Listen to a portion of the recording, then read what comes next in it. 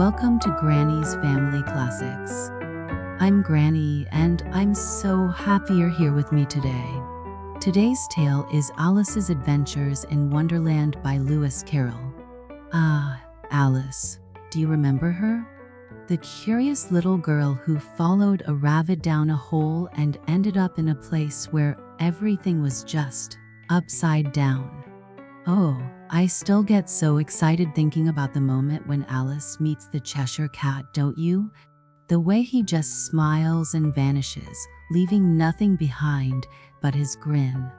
That part always made me giggle, and I know it'll also bring a smile to your face. Now, I know a lot of young ones today may not be familiar with this old classic, but I bet you do. In fact, let's see if you can answer a little riddle before we begin. What do you think the white rabbit was always saying as he rushed around in a tizzy? Let me know in the comments, or if you've got a fun quiz or favorite line from the story, share it with all of us. All right, my dears, let's begin. Granny's Family Classics presents Alice's Adventures in Wonderland by Lewis Carroll. Read by Granny. Chapter 1. Down the Rabbit Hole. Alice was beginning to get very tired of sitting by her sister on the bank and of having nothing to do. Once or twice she had peeped into the book her sister was reading, but it had no pictures or conversations in it, and what is the use of a book? Thought Alice, without pictures or conversations? So she was considering in her own mind, as well as she could, for the hot day made her feel very sleepy and stupid, whether the pleasure of making a daisy chain would be worth the trouble of getting up and picking the daisies, when suddenly a white rabbit with pink eyes ran close by her. There was nothing so very remarkable in that, nor did Alice think it so very much out of the way to hear the rabbit say to itself, "Oh dear, I shall be late."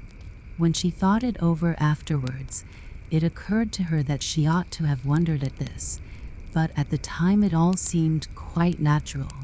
But when the rabbit actually took a watch out of its waistcoat pocket and looked at it, and then hurried on, Alice started to her feet, for it flashed across her mind that she had never before seen a rabbit with either a waistcoat pocket or a watch to take out of it, and burning with curiosity, she ran across the field after it, and fortunately was just in time to see it pop down a large rabbit hole under the hedge. In another moment down went Alice after it, never once considering how in the world she was to get out again. The rabbit hole went straight on like a tunnel for some way, and then dipped suddenly down, so suddenly that Alice had not a moment to think about stopping herself before she found herself falling down a very deep well. Either the well was very deep, or she fell very slowly, for she had plenty of time as she went down to look about her, and to wonder what was going to happen next. First, she tried to look down and make out what she was coming to, but it was too dark to see anything. Then she looked at the sides of the well, and noticed that they were filled with cupboards and bookshelves. Here and there she saw maps and pictures hung upon pegs. She took down a jar from one of the shelves as she passed. It was labeled orange marmalade, but to her great disappointment it was empty. She did not like to drop the jar for fear of killing somebody underneath, so managed to put it into one of the cupboards as she fell past it. Well, thought Alice to herself, after such a fall as this, I shall think nothing of tumbling downstairs. How brave they'll all think me at home. Why, I wouldn't say anything about it, even if I fell off the top of the house. Which was very likely true. Down, down, down. Would the fall never come to an end? I wonder how many miles I've fallen by this time, she said aloud, I must be getting somewhere near the center of the earth. Let me see. That would be 4,000 miles down. I think 4. You see, Alice had learnt several things of this sort in her lessons in the schoolroom, and though this was not a very good opportunity for showing off her knowledge, as there was no one to listen to her, still it was good practice to say it over. Yes, that's about the right distance, but then I wonder what latitude or longitude I've got to. Alice had no idea what latitude was, or longitude either, but thought they were nice grand words to say. Presently she began again. I wonder if I shall fall right through the earth. How funny it'll seem to come out among the people that walk with their heads downward. The antipathies, I think she was rather glad there was no one listening this time, as it didn't sound at all the right word, but I shall have to ask them what the name of the country is, you know. Please, ma'am, is this New Zealand or Australia? And she tried to curtsy as she spoke. Fancy curtsying as you're falling through the air. Do you think you could manage it? And what an ignorant little girl she'll think me for asking. No, it'll never do to ask. Perhaps I shall see it written up somewhere. Down, down, down. There was nothing else to do, so Alice soon began talking again. Dinah'll miss me very much tonight, I should think. Dinah was the cat. I hope they'll remember her saucer of milk at tea time.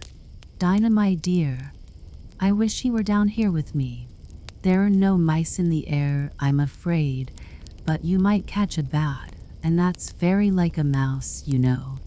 But do cats eat bats, I wonder?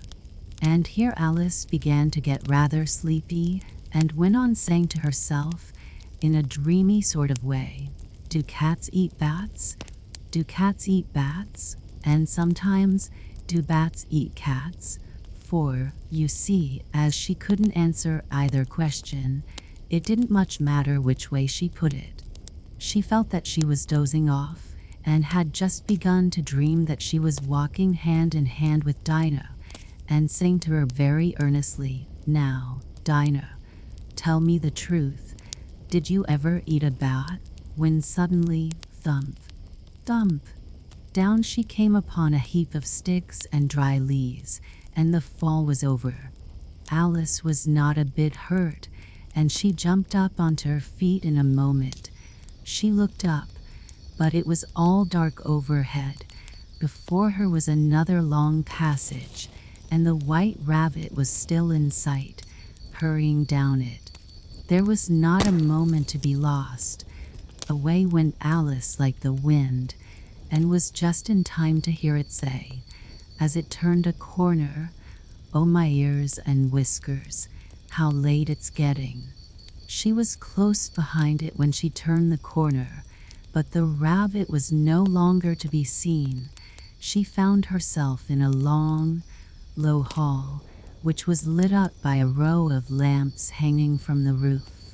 There were doors all round the hall, but they were all locked, and when Alice had been all the way down one side and up the other, trying every door, she walked sadly down the middle, wondering how she was ever to get out again.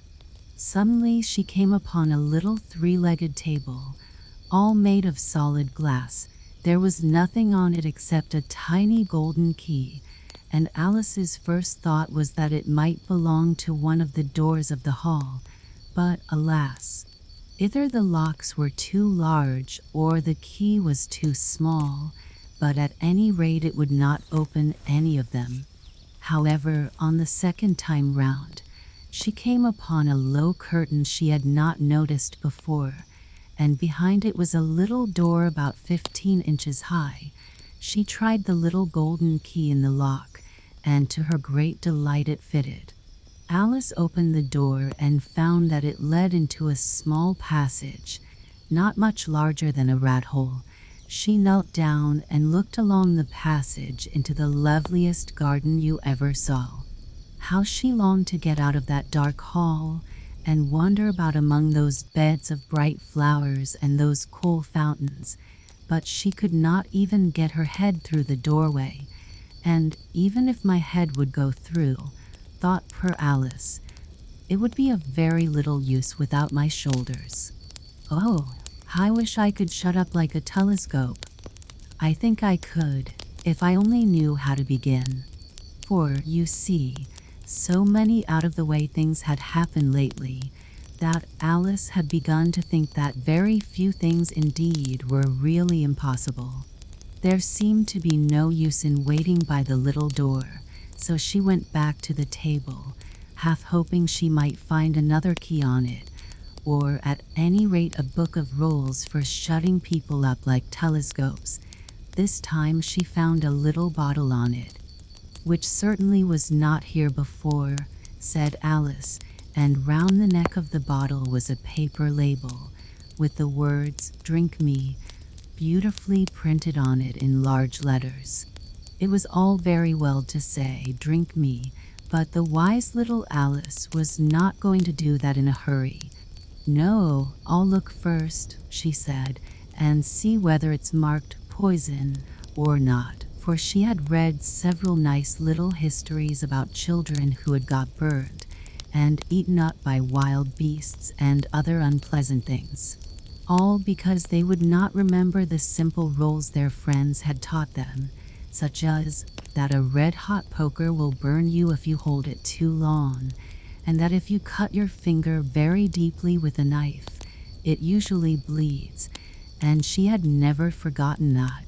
If you drink much from a bottle marked poison, it is almost certain to disagree with you, sooner or later.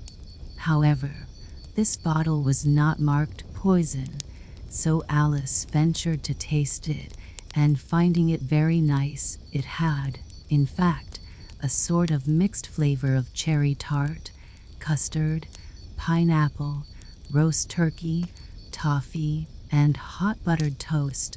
She very soon finished it off. "What a curious feeling," said Alice. "I must be shutting up like a telescope." And so it was indeed.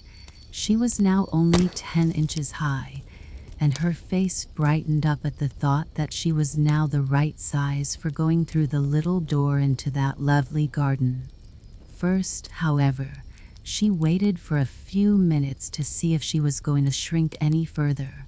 She felt a little nervous about this, for it might end, "You know," said Alice to herself, "in my going out altogether, like a candle.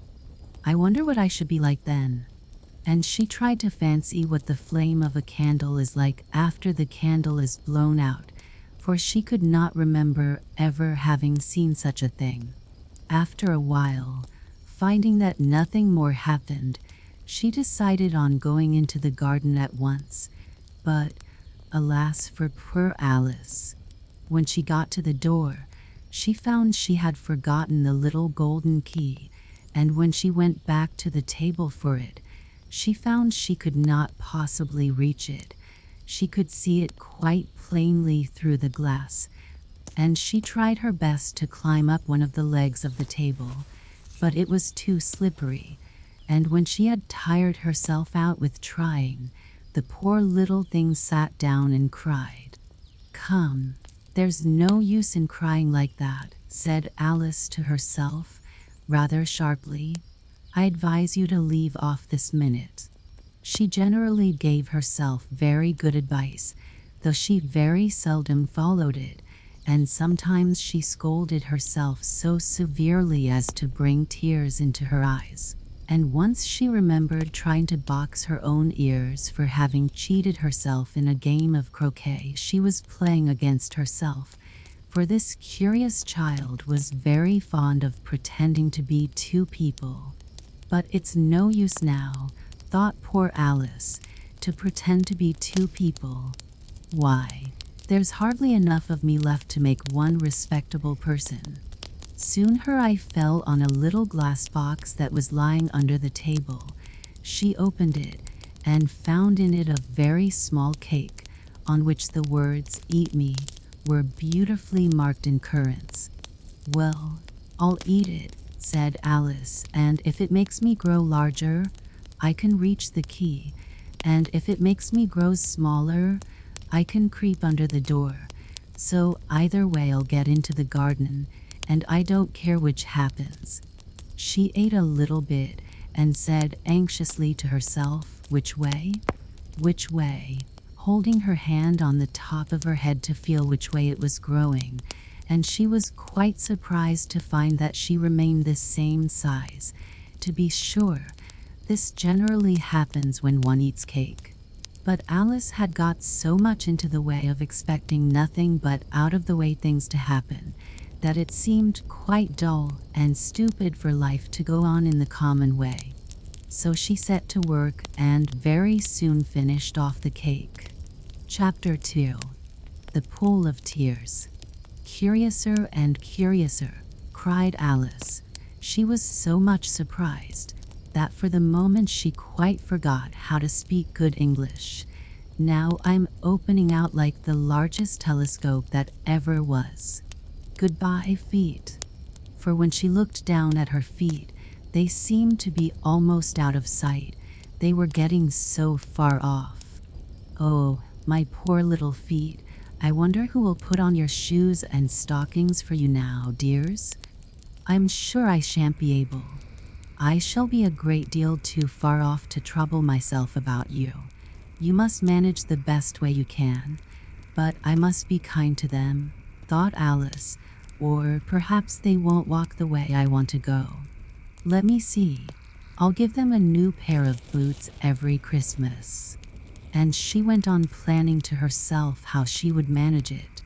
"They must go by the carrier," she thought, "and how funny it'll seem, sending presents to one's own feet. And how the directions will look. Alice's right foot, yeskew, hearth rug, near the fender. With Alice's love.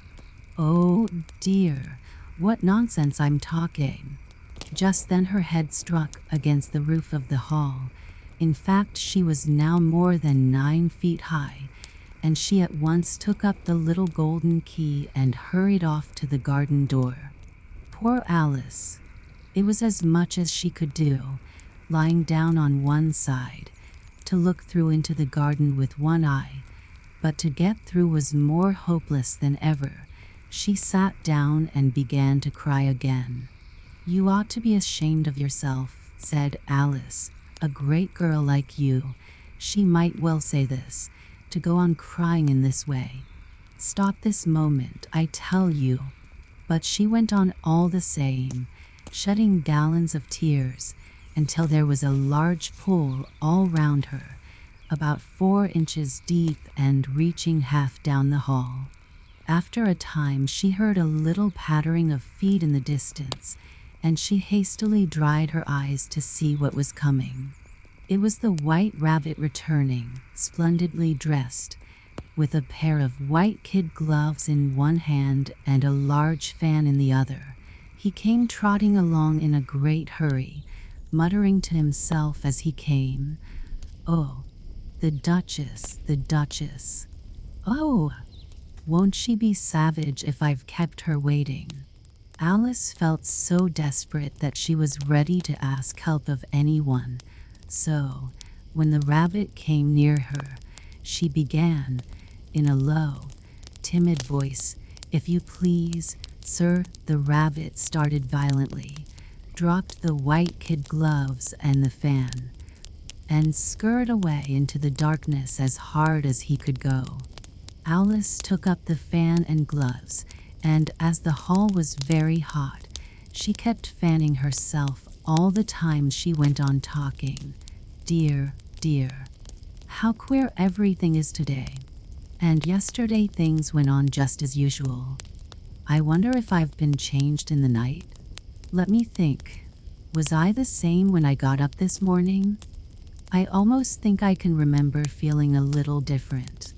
But if I'm not the same, the next question is, who in the world am I? Ah, that's the great puzzle." And she began thinking over all the children she knew that were of the same age as herself, to see if she could have been changed for any of them.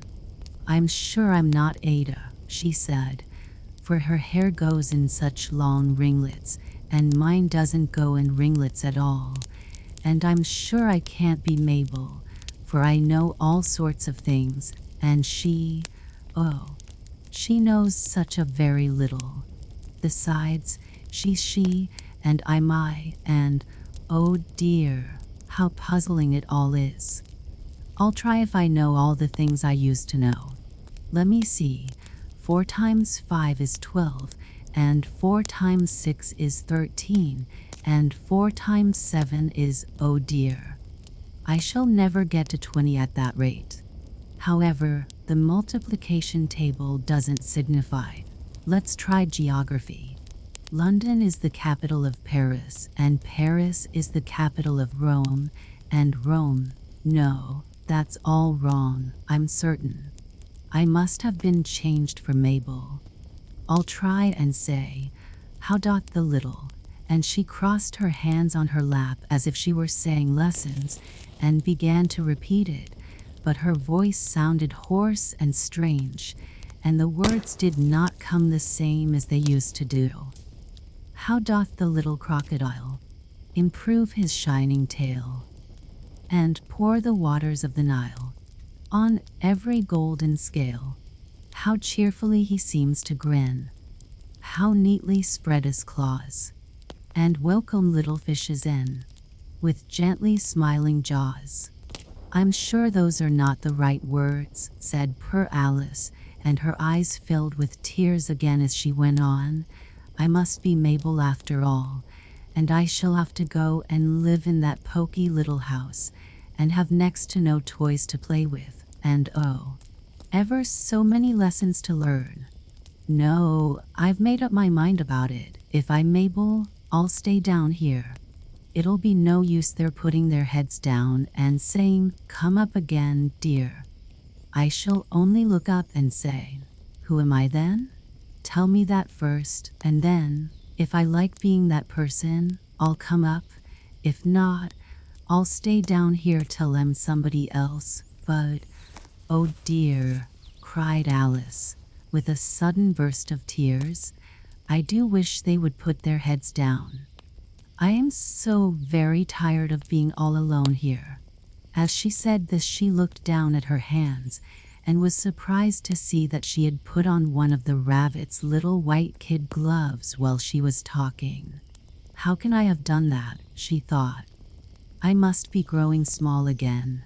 She got up and went to the table to measure herself by it, and found that, as nearly as she could guess, she was now about 2 feet high, and was going on shrinking rapidly. She soon found out that the cause of this was the fan she was holding, and she dropped it hastily, just in time to avoid shrinking away altogether. That was a narrow escape, said Alice, a good deal frightened at the sudden change, but very glad to find herself still in existence. And now for the garden, and she ran with all speed back to the little door. But, alas, the little door was shut again, and the little golden key was lying on the glass table as before, and things are worse than ever, thought the poor child, for I never was so small as this before, never. And I declare it's too bad, that it is. As she said these words, her foot slipped, and in another moment, splash, she was up to her chin in salt water. Her first idea was that she had somehow fallen into the sea, and in that case I can go back by railway, she said to herself. Alice had been to the seaside once in her life, and had come to the general conclusion that wherever you go to on the English coast you find a number of bathing machines in the sea, some children digging in the sand with wooden spades, then a row of lodging houses, and behind them a railway station. However, she soon made out that she was in the pool of tears which she had wept when she was 9 feet high. I wish I hadn't cried so much, said Alice, as she swam about, trying to find her way out. I shall be punished for it now, I suppose, by being drowned in my own tears. That will be a queer thing, to be sure. However, everything is queer today. Just then she heard something splashing about in the pool a little way off, and she swam nearer to make out what it was. At first she thought it must be a walrus or hippopotamus, but then she remembered how small she was now, and she soon made out that it was only a mouse that had slipped in like herself. Would it be of any use, now, thought Alice, to speak to this mouse? Everything is so out of the way down here that I should think very likely it can talk.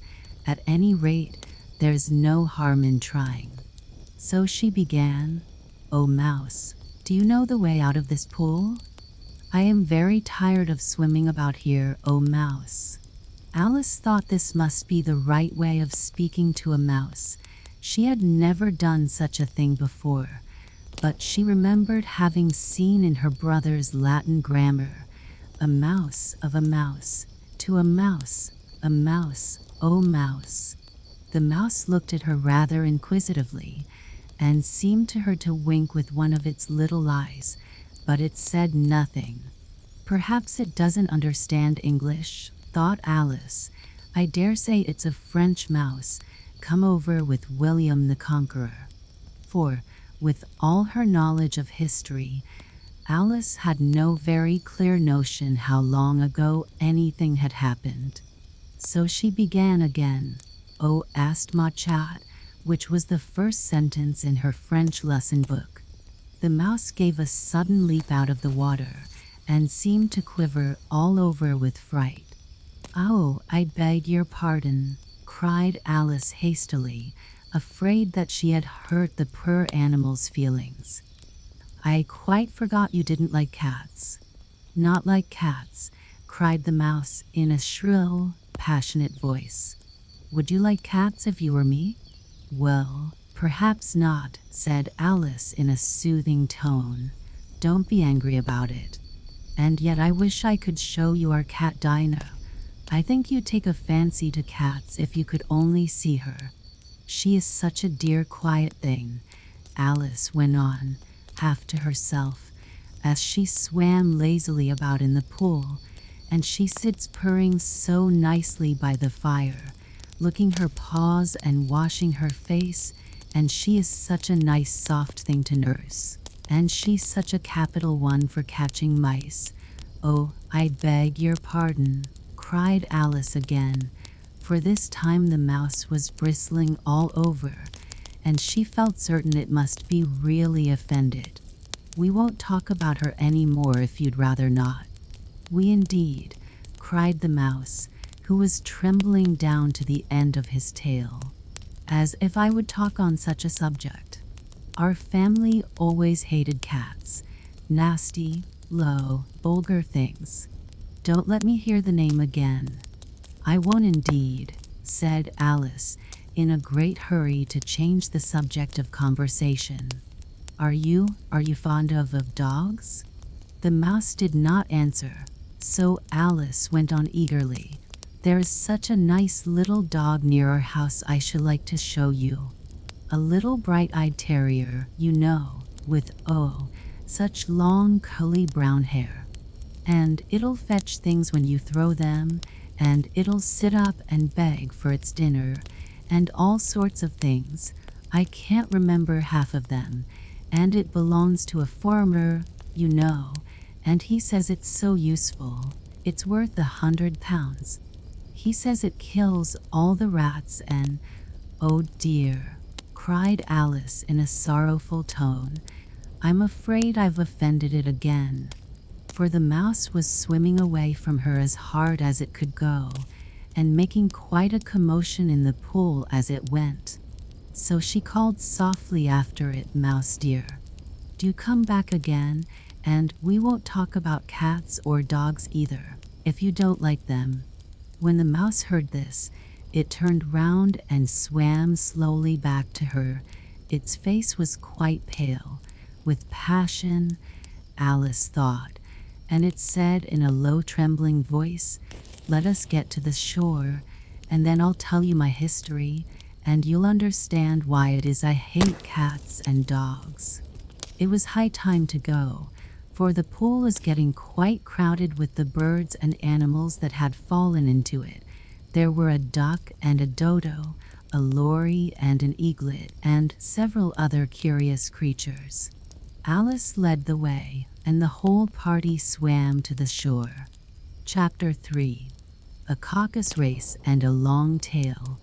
They were indeed a queer-looking party that assembled on the bank, the birds with draggled feathers, the animals with their fur clinging close to them, and all dripping wet, cross, and uncomfortable.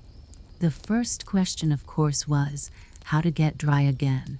They had a consultation about this, and after a few minutes it seemed quite natural to Alice to find herself talking familiarly with them, as if she had known them all her life.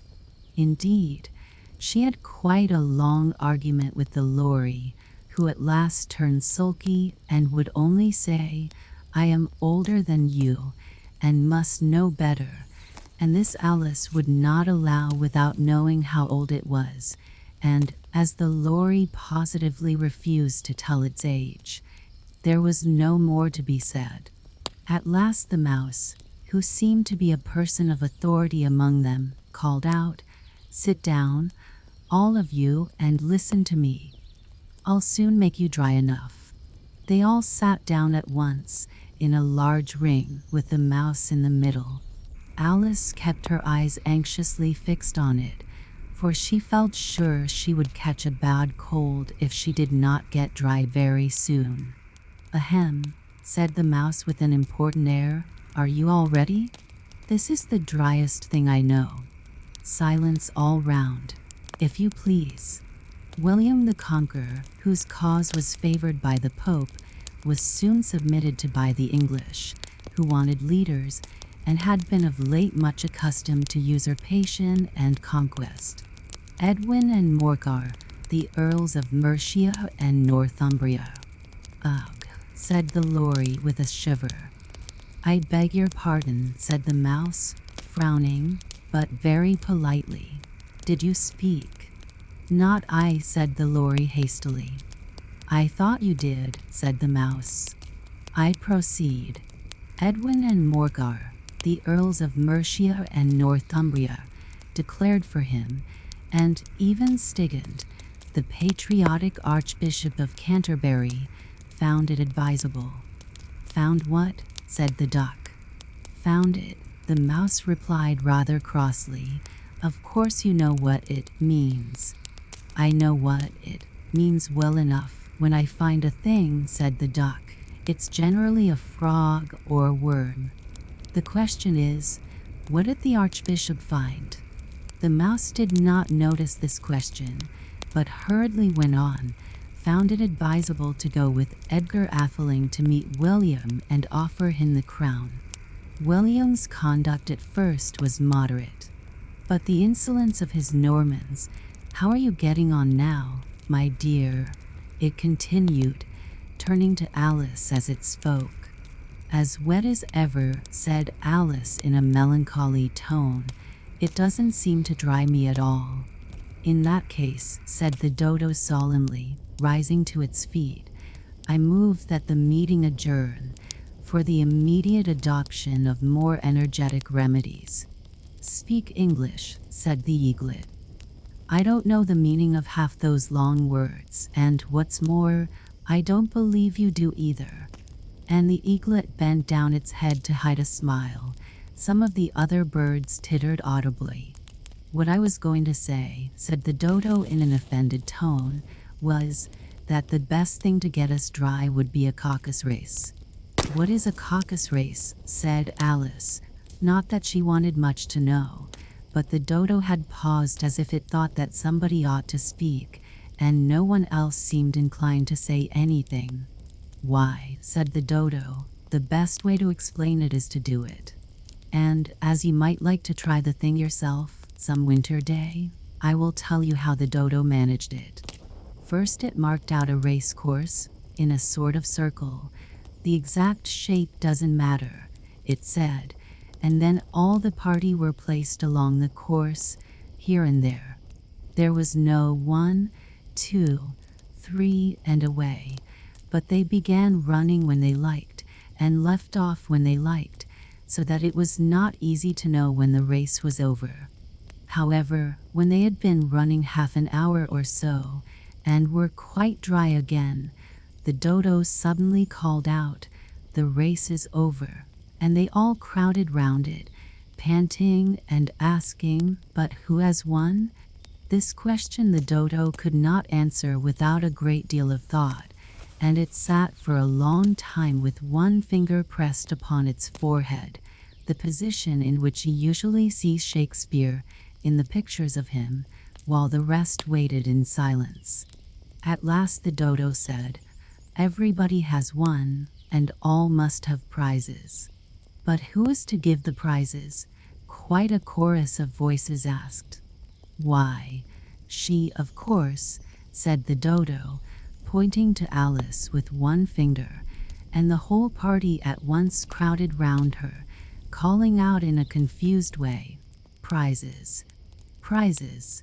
Alice had no idea what to do, and in despair she put her hand in her pocket and pulled out a box of comfits. Luckily the salt water had not got into it, and handed them round as prizes. There was exactly 1 apiece all round. "But she must have a prize herself, you know," said the mouse. "Of course," the dodo replied very gravely. "What else have you got in your pocket?" he went on, turning to Alice. "Only a thimble," said Alice sadly. "Hand it over here," said the dodo. Then they all crowded round her once more, while the dodo solemnly presented the thimble, saying, "We beg your acceptance of this elegant thimble," and, when it had finished this short speech, they all cheered. Alice thought the whole thing very absurd, but they all looked so grave that she did not dare to laugh, and as she could not think of anything to say, she simply bowed and took the thimble, looking as solemn as she could. The next thing was to eat the comfits. This caused some noise and confusion, as the large birds complained that they could not taste theirs, and the small ones choked and had to be patted on the back. However, it was over at last, and they sat down again in a ring and begged the mouse to tell them something more. "You promised to tell me your history, you know," said Alice, "and why it is you hate C and D," she added in a whisper, half afraid that it would be offended again. "Mine is a long and a sad tale," said the mouse, turning to Alice and sighing. "It is a long tale, certainly," said Alice, looking down with wonder at the mouse's tail, "but why do you call it sad?" And she kept on puzzling about it while the mouse was speaking, so that her idea of the tale was something like this. Fury said to A mouse that he met in the house, "Let us both go to law. I will prosecute you. Come. I'll take no denial. We must have a trial, for really this morning I've nothing to do," said the mouse to the cur. "Such a trial, dear sir, with no jury or judge, would be wasting our breath. I'll be judge, I'll the jury," said cunning old Fury. "I'll try the whole cause and condemn you to death."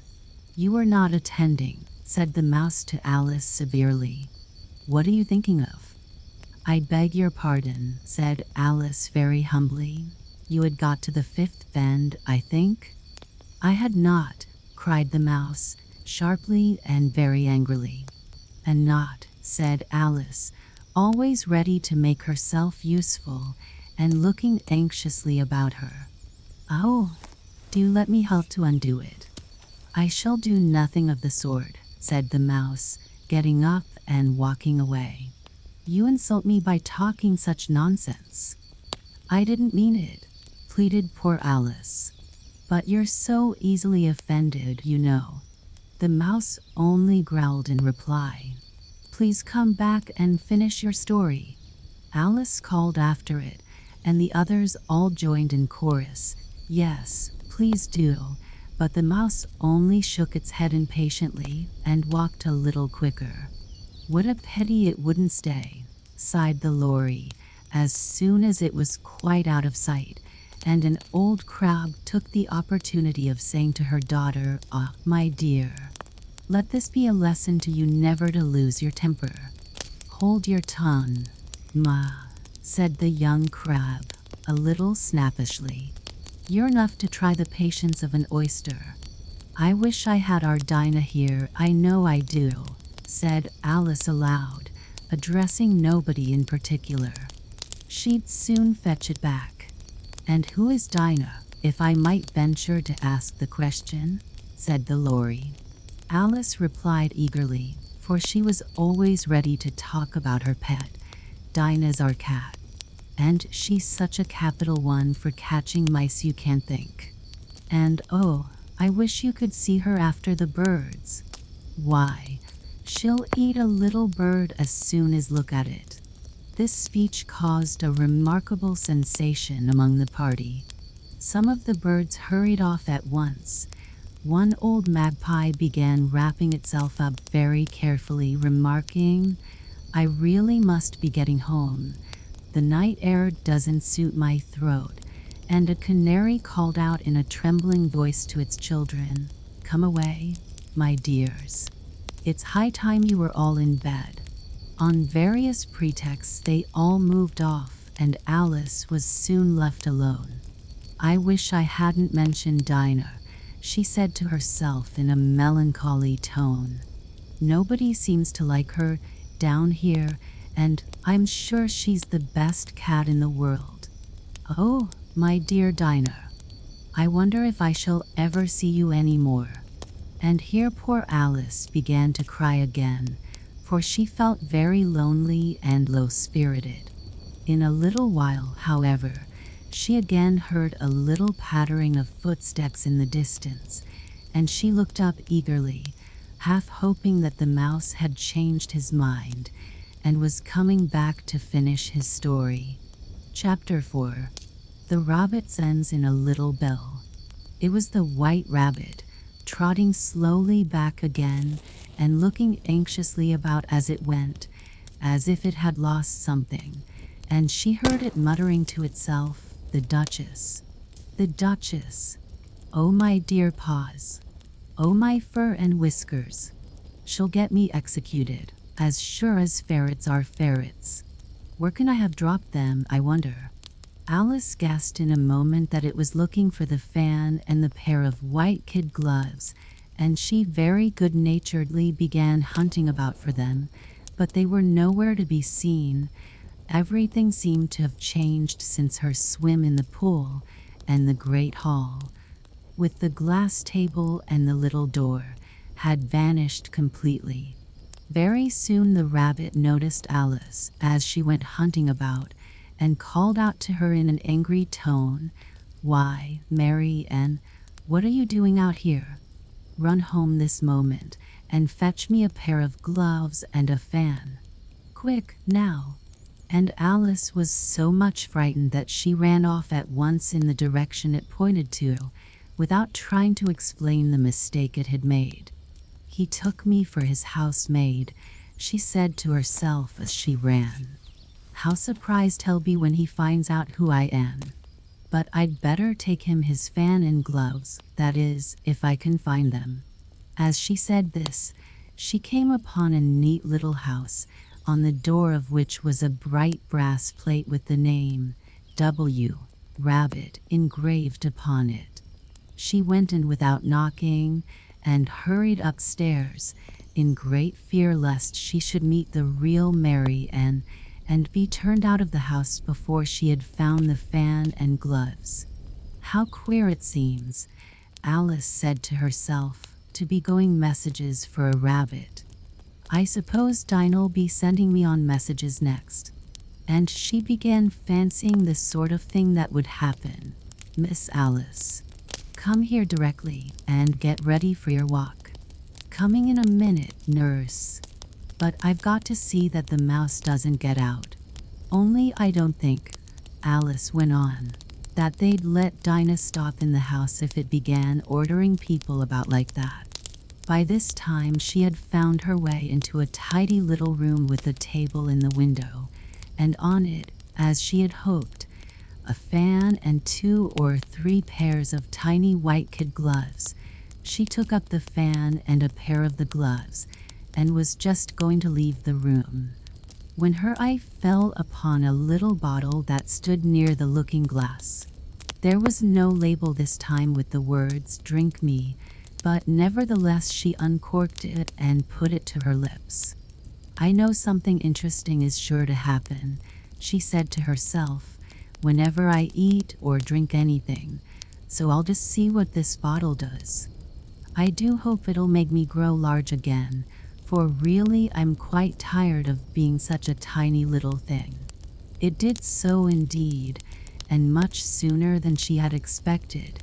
Before she had drunk half the bottle, she found her head pressing against the ceiling, and had to stoop to save her neck from being broken.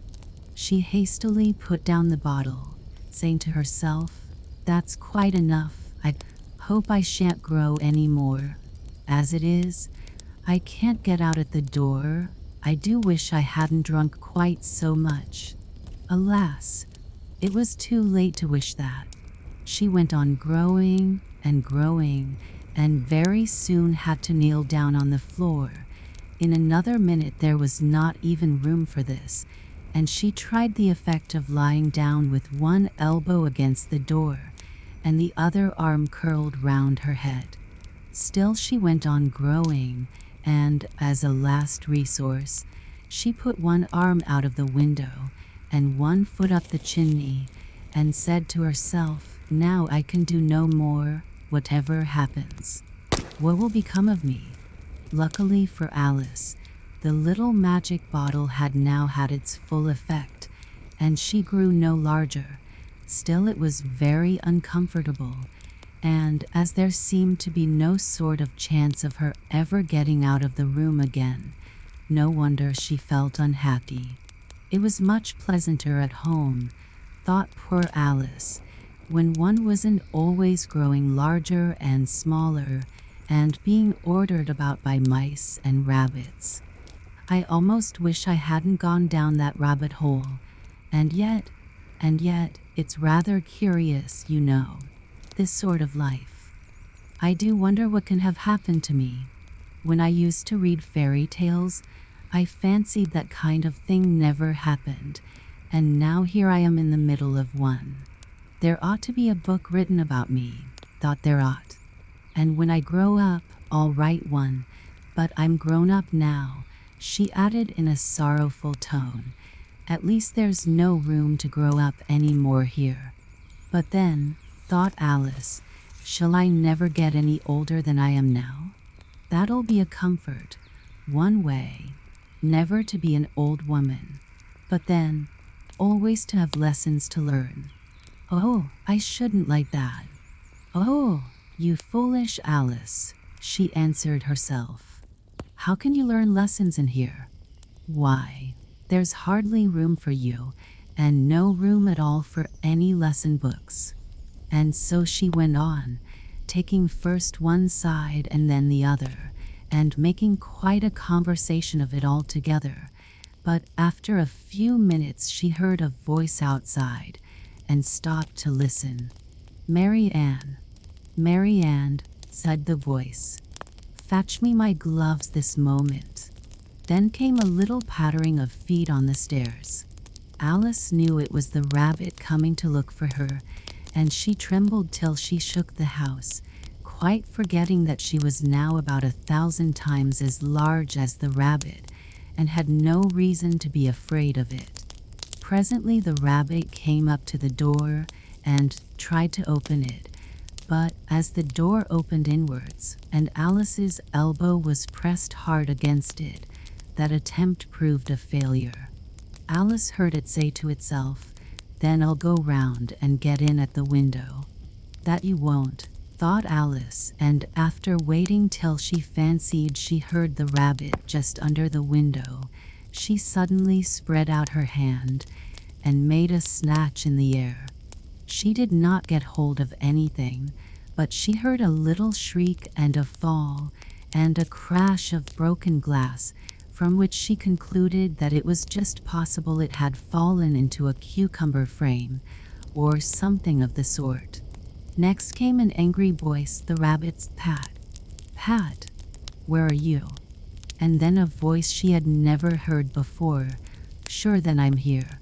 Digging for apples, Your Honor." "Digging for apples, indeed," said the rabbit angrily. "Here, come and help me out of this." Sounds of more broken glass. "Now tell me, Pat, what's that in the window?" "Sure, it's an arm, Your Honor." He pronounced it arum.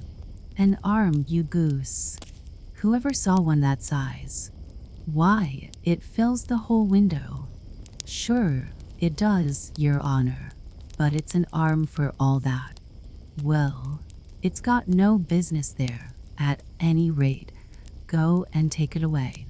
There was a long silence after this, and Alice could only hear whispers now and then, such as, "Sure, I don't like it, Your Honor, at all, at all.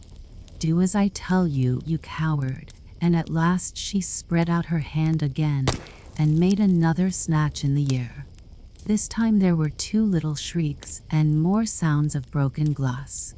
"What a number of cucumber frames there must be," thought Alice. "I wonder what they'll do next. As for pulling me out of the window, I only wish they could. I'm sure I don't want to stay in here any longer." She waited for some time without hearing anything more. At last came a rumbling of little cartwheels and the sound of a good many voices all talking together. She made out the words, "Where's the other ladder? Why, I hadn't to bring but one. Fell's got the other. Fell. Fetch it here, lad. Here. Put 'em up at this corner. No. Tie 'em together first. They don't reach half high enough yet. Oh, they'll do well enough. Don't be particular. Here, Belle. Catch hold of this rope. Will the roof bear? Mind that loose slate. Oh, it's coming down. Heads below." A loud crash. Now, who did that? It was Belle, I fancy. "Who's to go down the chimney?" "Nay, I shan't." "You do it?" "That I won't." "Then, Belle's to go down." "Here, Belle. The master says you're to go down the chimney." "Oh, so Belle's got to come down the chimney, has he?" said Alice to herself. "Shy. They seem to put everything upon Belle. I wouldn't be in Belle's place for a good deal. This fireplace is narrow, to be sure, but I think I can kick a little." She drew her foot as far down the chimney as she could, and waited till she heard a little animal, she couldn't guess of what sort it was, scratching and scrambling about in the chimney close above her. Then, saying to herself, "This is Bill," she gave one sharp kick, and waited to see what would happen next. The first thing she heard was a general chorus of "There goes Bill." Then the rabbit's voice along, "Catch him, you by the hedge." Then silence, and then another confusion of voices. "Hold up his head. Brandy now. Don't choke him. How was it, old fellow? What happened to you? Tell us all about it." Last came a little feeble, squeaking voice. "That's Bill," thought Alice. "Well, I hardly know no more, think ye. I'm better now, but I'm a deal too flustered to tell you. All I know is, something comes at me like a jack-in-the-box, and up I goes like a skyrocket." "So you did, old fellow," said the others. "We must burn the house down," said the rabbit's voice, and Alice called out as loud as she could, "If you do, I'll set Dine at you." There was a dead silence instantly, and Alice thought to herself, "I wonder what they will do next. If they had any sense, they'd take the roof off." After a minute or two, they began moving about again, and Alice heard the rabbit say, "A barrowful will do, to begin with." A barrowful of what? Thought Alice, but she had not long to doubt, for the next moment a shower of little pebbles came rattling in at the window, and some of them hit her in the face. "I'll put a stop to this," she said to herself, and shouted out, "You'd better not do that again," which produced another dead silence. Alice noticed with some surprise that the pebbles were all turning into little cakes as they lay on the floor, and a bright idea came into her head. "If I eat one of these cakes," she thought, "it's sure to make some change in my size, and as it can't possibly make me larger, it must make me smaller, I suppose." So she swallowed one of the cakes and was delighted to find that she began shrinking directly. As soon as she was small enough to get through the door, she ran out of the house and found quite a crowd of little animals and birds waiting outside. The poor little lizard, Bill, was in the middle, being held up by 2 guinea pigs who were giving it something out of a bottle. They all made a rush at Alice the moment she appeared, but she ran off as hard as she could and soon found herself safe in a thick wood. "The first thing I've got to do," said Alice to herself as she wandered about in the wood, "is to grow to my right size again, and the second thing is to find my way into that lovely garden. I think that will be the best plan." It sounded an excellent plan, no doubt, and very neatly and simply arranged. The only difficulty was that she had not the smallest idea how to set about it, and while she was peering about anxiously among the trees, a little sharp bark just over her head made her look up in a great hurry. An enormous puppy was looking down at her with large round eyes and feebly stretching out one paw, trying to touch her.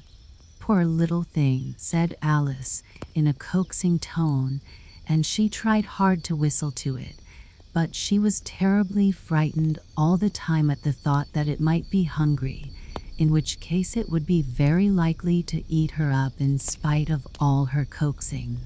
Hardly knowing what she did, she picked up a little bit of stick and held it out to the puppy, whereupon the puppy jumped into the air off all its feet at once, with a yelp of delight, and rushed at the stick and made believe to worry it.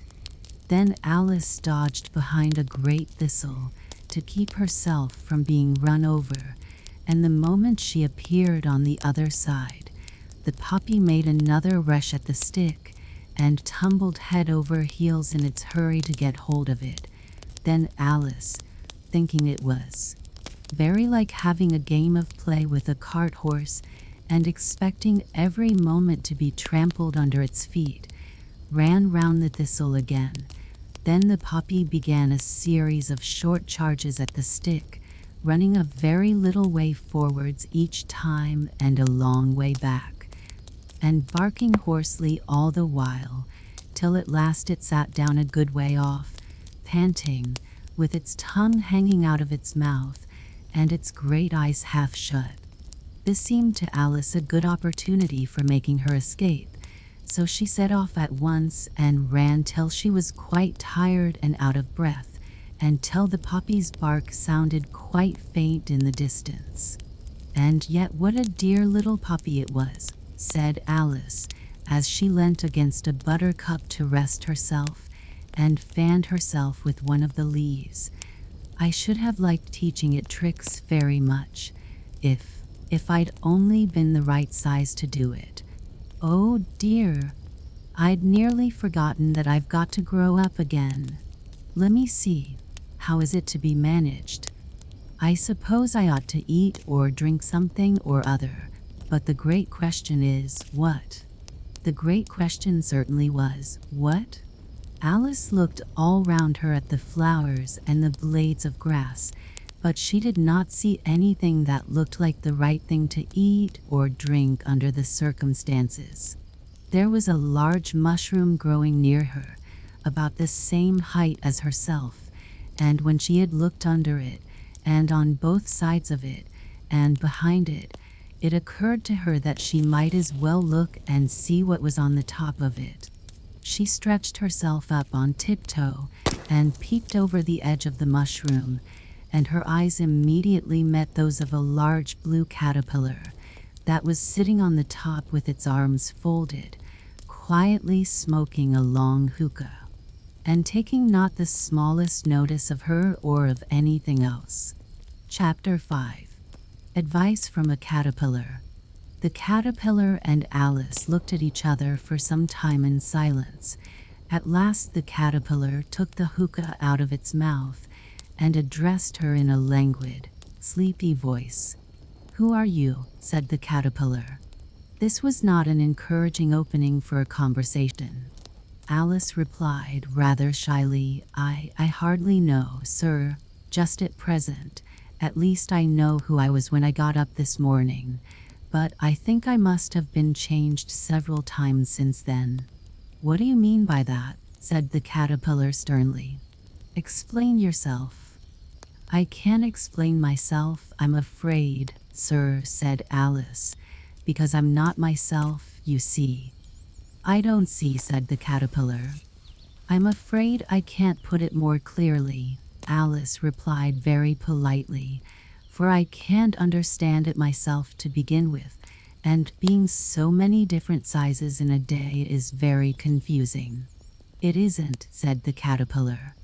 "Well, perhaps you haven't found it so yet," said Alice, "but when you have to turn into a chrysalis, you will someday, you know, and then after that into a butterfly, I should think you'll feel it a little queer, won't you?"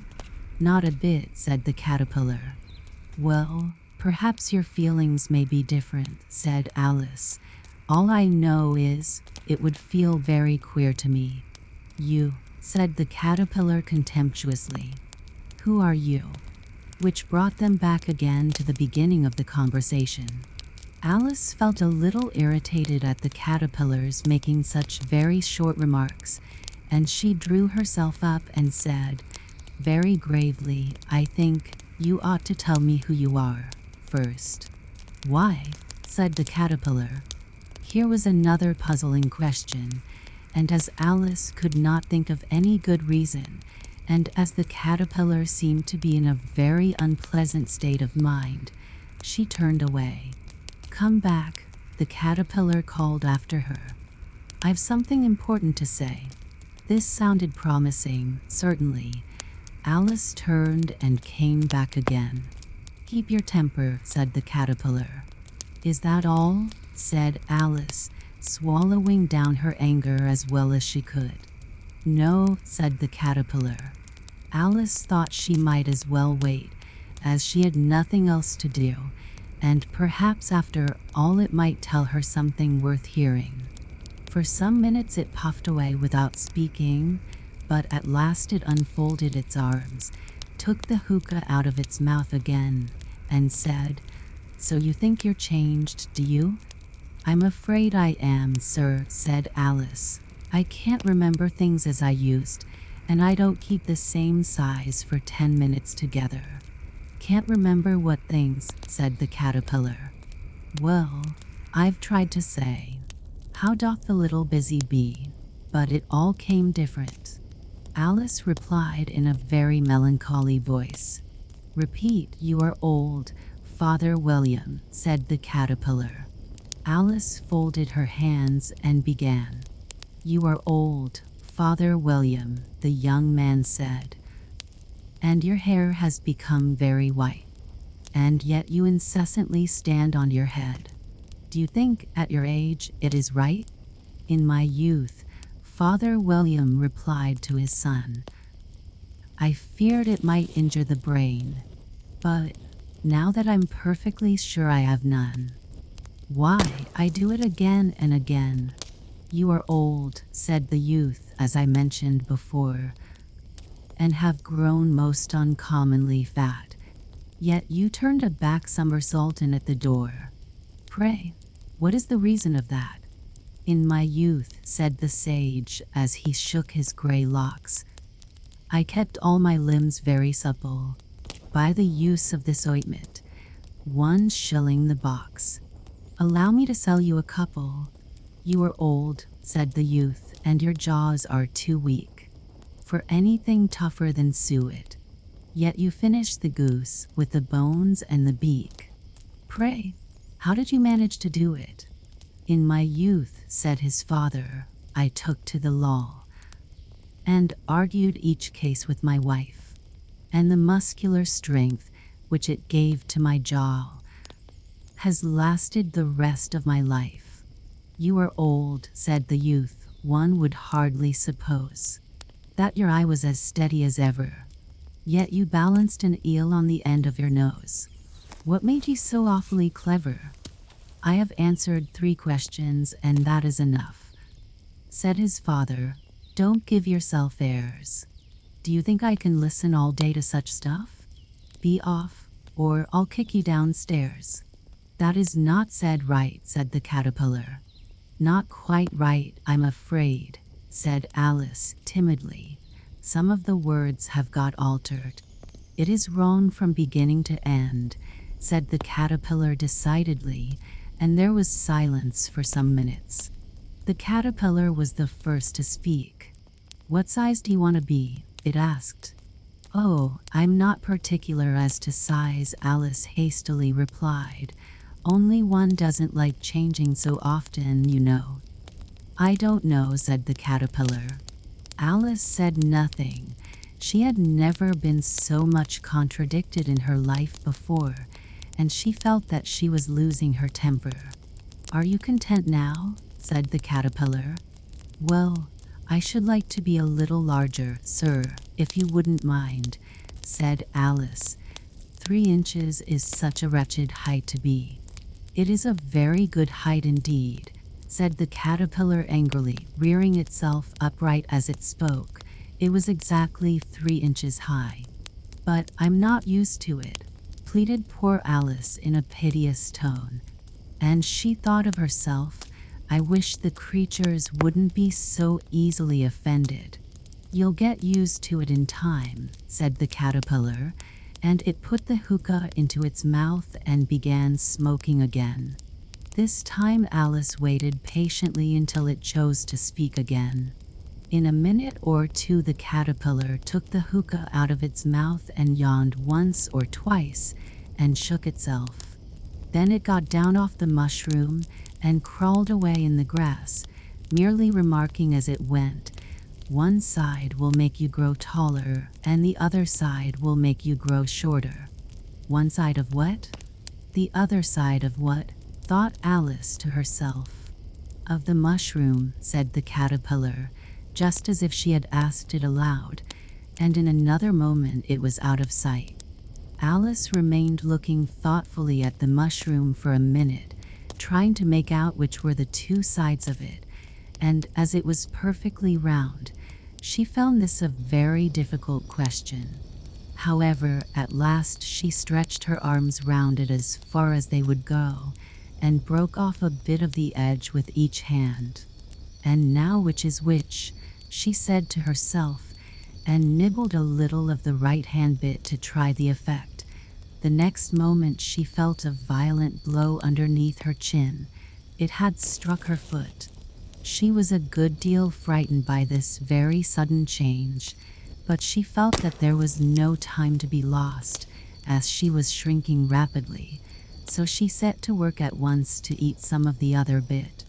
Her chin was pressed so closely against her foot that there was hardly room to open her mouth, but she did it at last, and managed to swallow a morsel of the left-hand bit. Come, my head's free at last, said Alice in a tone of delight. which changed into alarm in another moment when she found that her shoulders were nowhere to be found. All she could see, when she looked down, was an immense length of neck, which seemed to rise like a stalk out of a sea of green leaves that lay far below her. "What can all that green stuff be?" said Alice. "And where have my shoulders got to? And oh, my poor hands, how is it I can't see you?" She was moving them about as she spoke, but no result seemed to follow, except a little shaking among the distant green leaves. As there seemed to be no chance of getting her hands up to her head, she tried to get her head down to them, and was delighted to find that her neck would bend about easily in any direction, like a serpent. She had just succeeded in curving it down into a graceful zigzag, and was going to dive in among the leaves, which she found to be nothing but the tops of the trees under which she had been wandering, when a sharp hiss made her draw back in a hurry. A large pigeon had flown into her face and was beating her violently with its wings. "Serpent!" screamed the pigeon. "I'm not a serpent," said Alice indignantly. "Let me alone." "Serpent, I say again," repeated the pigeon, but in a more subdued tone, and added with a kind of sob, "I've tried every way, and nothing seems to suit them." "I haven't the least idea what you're talking about," said Alice. "I've tried the roots of trees, and I've tried banks, and I've tried hedges," the pigeon went on, without attending to her. "But those serpents, there's no pleasing them." Alice was more and more puzzled, but she thought there was no use in saying anything more till the pigeon had finished. "As if it wasn't trouble enough hatching the eggs," said the pigeon, "but I must be on the lookout for serpents night and day. Why, I haven't had a wink of sleep these 3 weeks." "I'm very sorry you've been annoyed," said Alice, who was beginning to see its meaning.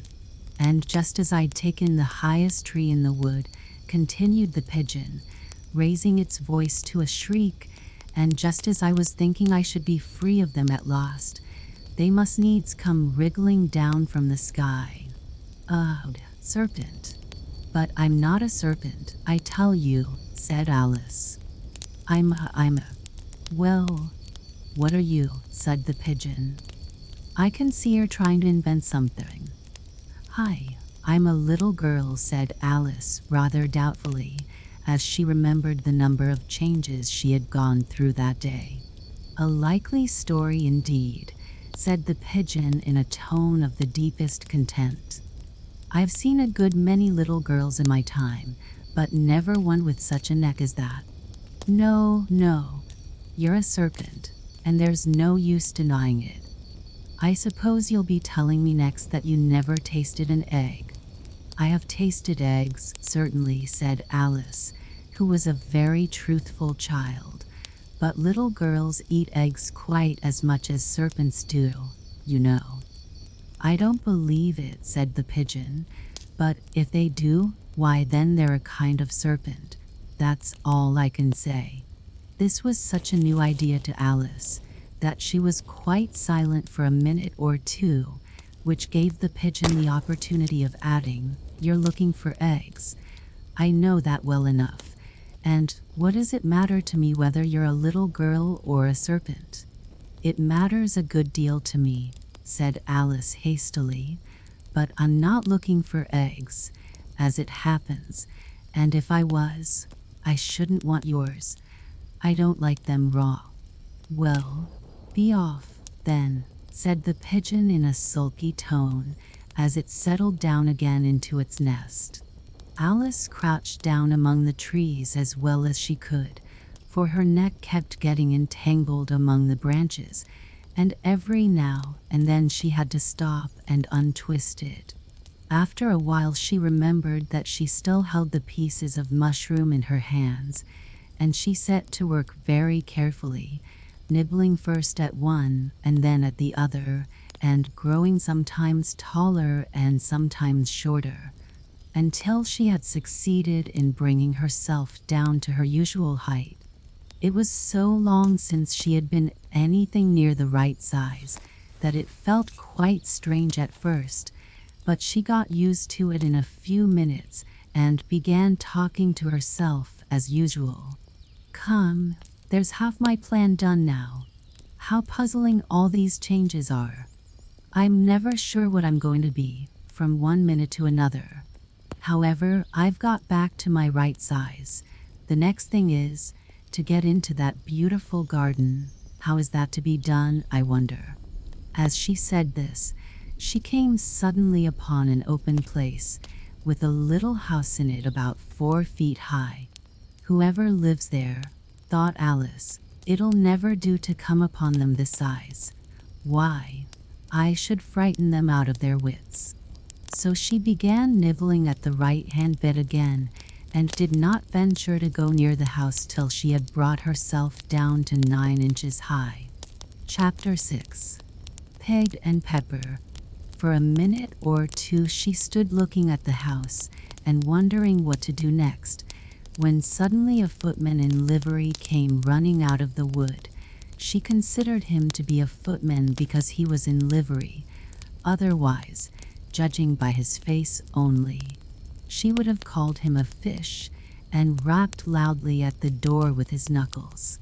It was opened by another footman in livery, with a round face and large eyes like a frog, and both footmen, Alice noticed, had powdered hair that curled all over their heads. She felt very curious to know what it was all about, and crept a little way out of the wood to listen. The fish footman began by producing from under his arm a great letter, nearly as large as himself, and this he handed over to the other, saying, in a solemn tone, for the Duchess, an invitation from the Queen to play croquet. The frog footman repeated, in the same solemn tone, only changing the order of the words a little, from the Queen. An invitation for the Duchess to play croquet.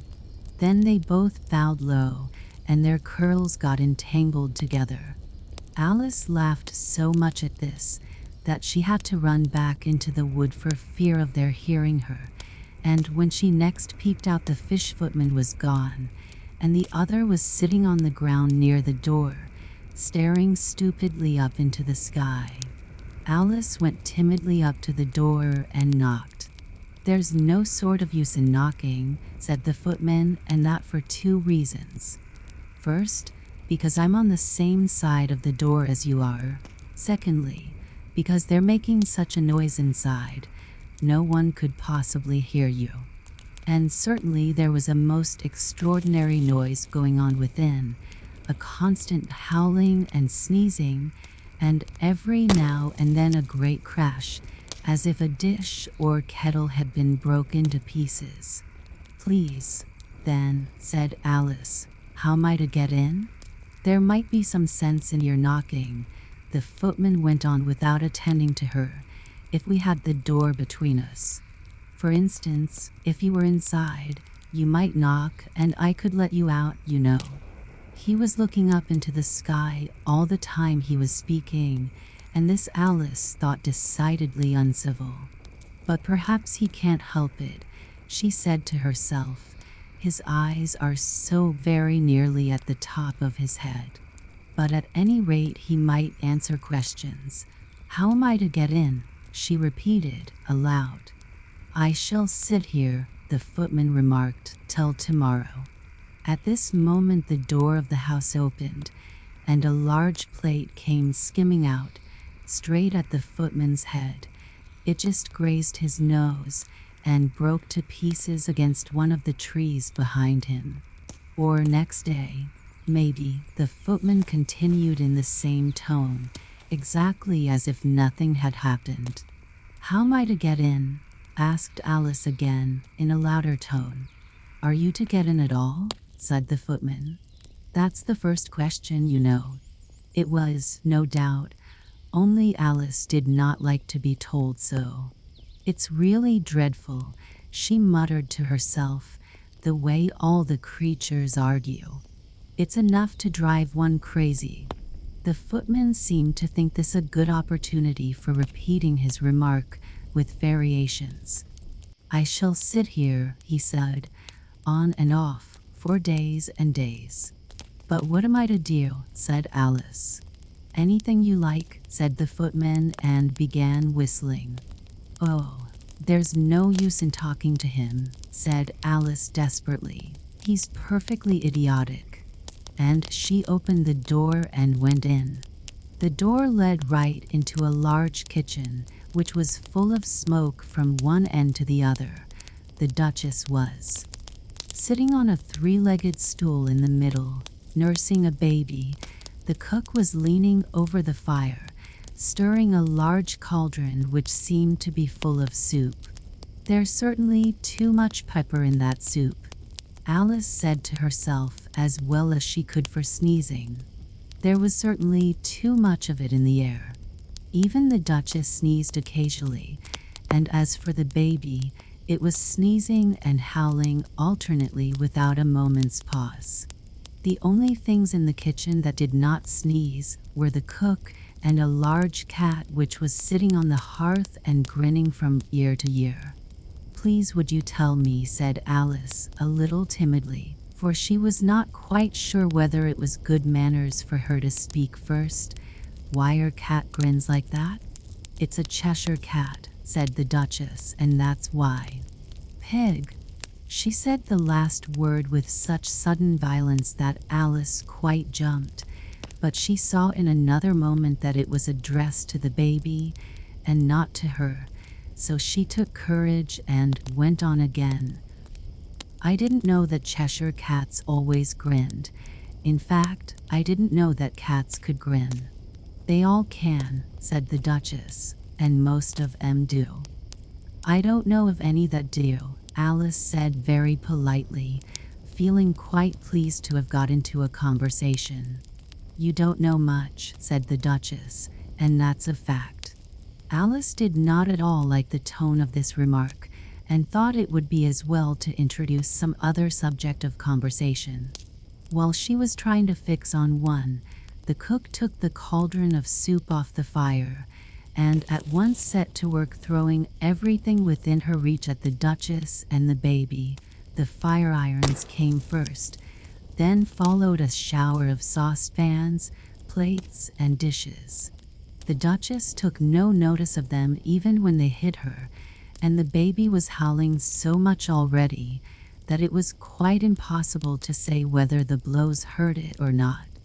Oh, please mind what you're doing, cried Alice, jumping up and down in an agony of terror. Oh, there goes his precious nose, as an unusually large saucepan flew close by it and very nearly carried it off. If everybody minded their own business, the Duchess said in a hoarse growl, the world would go round a deal faster than it does. Which would not be an advantage, said Alice, who felt very glad to get an opportunity of showing off a little of her knowledge. Just think of what work it would make with the day and night. You see, the earth takes 24 hours to turn round on its axis. Talking of axes, said the Duchess, chop off her head. Alice glanced rather anxiously at the cook to see if she meant to take the hint, but the cook was busily stirring the soup and seemed not to be listening, so she went on again. 24 hours, I think, or is it 12? Aye. Oh, don't bother me, said the Duchess. I never could abide figures. And with that she began nursing her child again, singing a sort of lullaby to it as she did so, and giving it a violent shake at the end of every line. Speak roughly to your little boy, and beat him when he sneezes. He only does it to annoy, because he knows it teases. Chorus, in which the cook and the baby joined. Whoa, whoa, whoa. While the Duchess sang the second verse of the song, she kept tossing the baby violently up and down, and the poor little thing howled so thought Alice could hardly hear the words. I speak severely to my boy. I beat him when he sneezes, for he can thoroughly enjoy the pepper when he pleases. Chorus. Whoa, whoa, whoa. Here, you may nurse it a bit, if you like, the Duchess said to Alice, flinging the baby at her as she spoke. I must go and get ready to play croquet with the Queen, and she hurried out of the room. The cook threw a frying pan after her as she went out, but it just missed her. Alice caught the baby with some difficulty, as it was a queer-shaped little creature, and held out its arms and legs in all directions, just like a starfish, thought Alice. The poor little thing was snorting like a steam engine when she caught it, and kept doubling itself up and straightening itself out again, so that altogether, for the first minute or two, it was as much as she could do to hold it. As soon as she had made up the proper way of nursing it, which was to twist it up into a sort of knot, and then keep tight hold of its right ear and left foot, so as to prevent its undoing itself, she carried it out into the open air. If I don't take this child away with me, thought Alice, they're sure to kill it in a day or two. Wouldn't it be murder to leave it behind? She said the last words out loud, and the little thing grunted in reply. It had left off sneezing by this time. Don't grunt, said Alice. That's not at all a proper way of expressing yourself. The baby grunted again, and Alice looked very anxiously into its face to see what was the matter with it. There could be no doubt that it had a very turn-up nose, much more like a snout than a real nose. Also, its eyes were getting extremely small for a baby. Altogether, Alice did not like the look of the thing at all.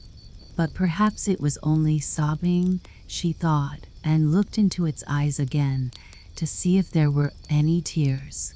No, there were no tears. If you're going to turn into a pig, my dear, said Alice seriously, I'll have nothing more to do with you. Mine now. The poor little thing sobbed again, or grunted. It was impossible to say which, and they went on for some while in silence. Alice was just beginning to think to herself, now, what am I to do with this creature when I get it home? When it grunted again, so violently, that she looked down into its face in some alarm. This time there could be no mistake about it. It was neither more nor less than a pig, and she felt that it would be quite absurd for her to carry it further. So she set the little creature down, and felt quite relieved to see it trot away quietly into the wood. If it had grown up, she said to herself, it would have made a dreadfully ugly child. But it makes rather a handsome pig, I think. And she began thinking over other children she knew, who might do very well as pigs, and was just saying to herself, if one only knew the right way to change them, when she was a little startled by seeing the Cheshire Cat sitting on a bough of a tree a few yards off. The cat only grinned when it saw Alice. It looked good-natured, she thought. Still, it had very long claws and a great many teeth, so she felt that it ought to be treated with respect. Cheshire Puss, she began, rather timidly, as she did not at all know whether it would like the name. However, it only grinned a little wider. Come, it's pleased so far, thought Alice, and she went on. Would you tell me, please, which way I ought to go from here? That depends a good deal on where you want to get to, said the cat. I don't much care where, said Alice. Then it doesn't matter which way you go, said the cat. So long as I get somewhere, Alice added as an explanation. Oh, you're sure to do that, said the cat, if you only walk long enough. Alice felt that this could not be denied, so she tried another question. What sort of people live about here? In that direction, the cat said, waving its right paw round, lives a hatter, and in that direction, weaving the other paw, lives a March hare. Visit either you like. They're both mad. But I don't want to go among mad people, Alice remarked. Oh, you can't help that, said the cat. We're all mad here. I'm mad. You're mad. How do you know I'm mad? Said Alice. You must be, said the cat, or you wouldn't have come here. Alice didn't think that proved it at all. However, she went on, and how do you know that you're mad? To begin with, said the cat, a dog's not mad. You grant that? I suppose so, said Alice. Well, then, the cat went on, you see, a dog growls when it's angry and wags its tail when it's pleased. Now I growl when I'm pleased and wag my tail when I'm angry. Therefore I'm mad. I call it purring, not growling, said Alice. Call it what you like, said the cat. Do you play croquet with the queen today? I should like it very much, said Alice, but I haven't been invited yet. You'll see me there, said the cat, and vanished. Alice was not much surprised at this. She was getting so used to queer things happening. While she was looking at the place where it had been, it suddenly appeared again.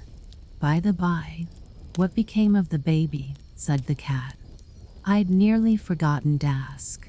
It turned into a pig, Alice quietly said, just as if it had come back in a natural way. I thought it would, said the cat, and vanished again. Alice waited a little, half expecting to see it again, but it did not appear, and after a minute or two she walked on in the direction in which the March hare was said to live. I've seen hatters before, she said to herself. The March hare will be much the most interesting, and perhaps as this is May it won't be raving mad, at least not so mad as it was in March. As she said this, she looked up, and there was the cat again, sitting on a branch of a tree. Did you say pig or fig? Said the cat. I said pig, replied Alice, and I wish he wouldn't keep appearing and vanishing so suddenly. You make one quite giddy. All right, said the cat, and this time it vanished quite slowly, beginning with the end of the tail and ending with the grin, which remained some time after the rest of it had gone. Well, I've often seen a cat without a grin, thought Alice, but a grin without a cat. It's the most curious thing I ever saw in my life. She had not gone much farther before she came in sight of the house of the March hare. She thought it must be the right house, because the chimneys were shaped like ears and the roof was thatched with fur. It was so large a house that she did not like to go nearer till she had nibbled some more of the left-hand bit of mushroom and raised herself to about 2 feet high. Even then, she walked up towards it rather timidly, saying to herself, suppose it should be raving mad after all. I almost wish I'd gone to see the hatter instead. Chapter 7. A Mad Tea Party. There was a table set out under a tree in front of the house, and the March hare and the hatter were having tea at it. A dormouse was sitting between them, fast asleep, and the other two were using it as a cushion, resting their elbows on it, and talking over its head. Very uncomfortable for the dormouse, thought Alice, only, as it's asleep, I suppose it doesn't mind. The table was a large one, but the three were all crowded together at one corner of it. No room. No room, they cried out when they saw Alice coming. There's plenty of room, said Alice indignantly, and she sat down in a large armchair at one end of the table. Have some wine, the March hare said in an encouraging tone. Alice looked all round the table, but there was nothing on it but tea. I don't see any wine, she remarked. There isn't any, said the March hare. Then it wasn't very civil of you to offer it, said Alice angrily. "It wasn't very civil of you to sit down without being invited," said the March Hare.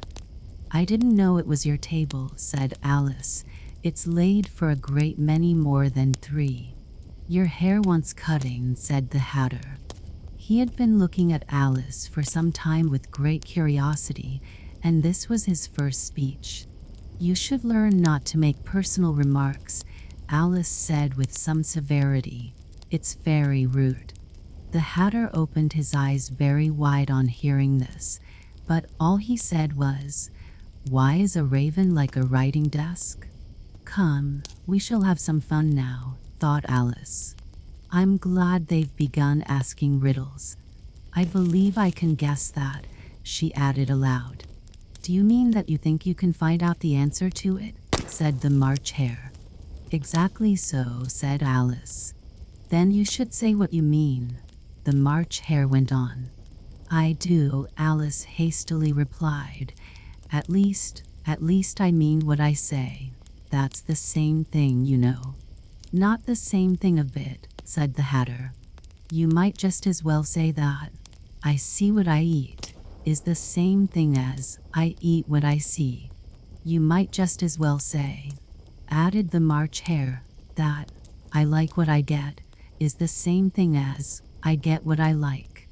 You might just as well say," added the Dormouse, who seemed to be talking in his sleep, "that 'I breathe when I sleep' is the same thing as 'I sleep when I breathe.' It is the same thing with you," said the Hatter, and here the conversation dropped, and the party sat silent for a minute, while Alice thought over all she could remember about ravens and writing desks, which wasn't much. The Hatter was the first to break the silence. "What day of the month is it?" he said, turning to Alice. He had taken his watch out of his pocket and was looking at it uneasily, shaking it every now and then and holding it to his ear. Alice considered a little and then said, "The 4th. 2 days wrong," sighed the Hatter. "I told you butter wouldn't suit the works," he added, looking angrily at the March Hare. "It was the best butter," the March Hare meekly replied.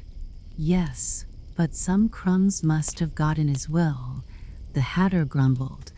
"You shouldn't have put it in with the bread knife." The March Hare took the watch and looked at it gloomily. Then he dipped it into his cup of tea and looked at it again, but he could think of nothing better to say than his first remark. "It was the best butter, you know." Alice had been looking over his shoulder with some curiosity. "What a funny watch," she remarked. "It tells the day of the month and doesn't tell what o'clock it is." "Why should it?" muttered the Hatter. "Does your watch tell you what year it is?" "Of course not," Alice replied very readily, "but that's because it stays the same year for such a long time together." "Which is just the case with mine," said the Hatter. Alice felt dreadfully puzzled. The Hatter's remark seemed to have no sort of meaning in it, and yet it was certainly English. "I don't quite understand you," she said, as politely as she could. "The Dormouse is asleep again," said the Hatter, and he poured a little hot tea upon its nose. The Dormouse shook its head impatiently and said, without opening its eyes, of course, just what I was going to remark myself." "Have you guessed the riddle yet?" the Hatter said, turning to Alice again. "No, I give it up," Alice replied. "What's the answer?" "I haven't the slightest idea," said the Hatter. "Nor I," said the March Hare. Alice sighed wearily. "I think you might do something better with the time," she said, "than waste it in asking riddles that have no answers. If you knew time as well as I do," said the Hatter, "you wouldn't talk about wasting it. It's him." "I don't know what you mean," said Alice. "Of course you don't," the Hatter said, tossing his head contemptuously. "I dare say you never even spoke to time." "Perhaps not," Alice cautiously replied, "but I know I have to beat time when I learn music." "Ah, That accounts for it, said the Hatter. He won't stand beating. Now, if you only kept on good terms with him, he'd do almost anything you liked with the clock. For instance, suppose it were 9 o'clock in the morning, just time to begin lessons. You'd only have to whisper a hint to time, and round goes the clock in a twinkling. 1:30, time for dinner. I only wish it was, the March Hare said to itself in a whisper. That would be grand, certainly, said Alice thoughtfully, but then, I shouldn't be hungry for it, you know. Not at first, perhaps, said the Hatter, but you could keep it to 1:30 as long as you liked. Is that the way you manage? Alice asked. The Hatter shook his head mournfully. Not I, he replied. We quarreled last March, just before he went mad, you know, pointing with his teaspoon at the March Hare. It was at the great concert given by the Queen of Hearts, and I had to sing. Twinkle, twinkle, little bat. How I wonder what you're at. You know the song, perhaps? I've heard something like it, said Alice. It goes on, you know, the Hatter continued in this way. Up above the world you fly, like a tea tray in the sky. Twinkle, twinkle. Here the dormouse shook itself and began singing in its sleep, twinkle, twinkle, twinkle, twinkle, and went on so long that they had to pinch it to make it stop. Well, I'd hardly finished the first verse, said the Hatter, when the Queen jumped up and bawled out, He's murdering the time. Off with his head. How dreadfully savage, exclaimed Alice. And ever since that, the Hatter went on in a mournful tone, he won't do a thing I ask. It's always 6 o'clock now. A bright idea came into Alice's head. Is that the reason so many tea things are put out here? She asked. Yes, that's it, said the Hatter with a sigh. It's always tea time, and we've no time to wash the things between whiles. Then you keep moving round, I suppose, said Alice. Exactly so, said the Hatter, as the things get used up. But what happens when you come to the beginning again? Alice ventured to ask. Suppose we change the subject, the March Hare interrupted, yawning. I'm getting tired of this. I vote the young lady tells us a story. I'm afraid I don't know one, said Alice, rather alarmed at the proposal. Then the dormouse shall, they both cried. Wake up, dormouse. And they pinched it on both sides at once. The dormouse slowly opened his eyes. I wasn't asleep, he said in a hoarse, feeble voice. I heard every word you fellows were saying. Tell us a story, said the March Hare. Yes, please do, pleaded Alice. And be quick about it, added the Hatter, or you'll be asleep again before it's done. Once upon a time there were 3 little sisters. The dormouse began in a great hurry, and their names were Elsie, Lacey, and Tilly, and they lived at the bottom of a well. What did they live on? Said Alice, who always took a great interest in questions of eating and drinking. They lived on treacle, said the dormouse, after thinking a minute or two. They couldn't have done that, you know, Alice gently remarked. They'd have been ill. So they were, said the dormouse, very ill. Alice tried to fancy to herself what such an extraordinary way of living would be like, but it puzzled her too much, so she went on. But why did they live at the bottom of a well? Take some more tea, the March Hare said to Alice, very earnestly. I've had nothing yet, Alice replied in an offended tone, so I can't take more. You mean you can't take less, said the Hatter. It's very easy to take more than nothing. Nobody asked your opinion, said Alice. Who's making personal remarks now? The Hatter asked triumphantly. Alice did not quite know what to say to this, so she helped herself to some tea and bread and butter, and then turned to the Dormouse and repeated her question. Why did they live at the bottom of a well? The Dormouse again took a minute or two to think about it, and then said, it was a treacle well. There's no such thing. Alice was beginning very angrily, but the Hatter and the March Hare went, "sh, sh," and the Dormouse sulkily remarked, if you can't be civil, you'd better finish the story for yourself. No, please go on, Alice said very humbly. I won't interrupt again. I dare say there may be one. One, indeed, said the Dormouse indignantly. However, he consented to go on. And so these three little sisters, they were learning to draw, you know.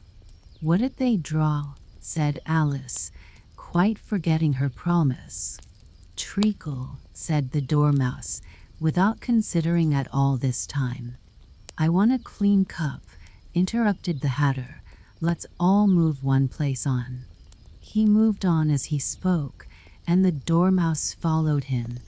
The March Hare moved into the Dormouse's place, and Alice rather unwillingly took the place of the March Hare. The Hatter was the only one who got any advantage from the change, and Alice was a good deal worse off than before, as the March Hare had just upset the milk jug into his plate. Alice did not wish to offend the Dormouse again, so she began very cautiously. But I don't understand. Where did they draw the treacle from? You can draw water out of a water well, said the Hatter, so I should think you could draw treacle out of a treacle well. Stupid.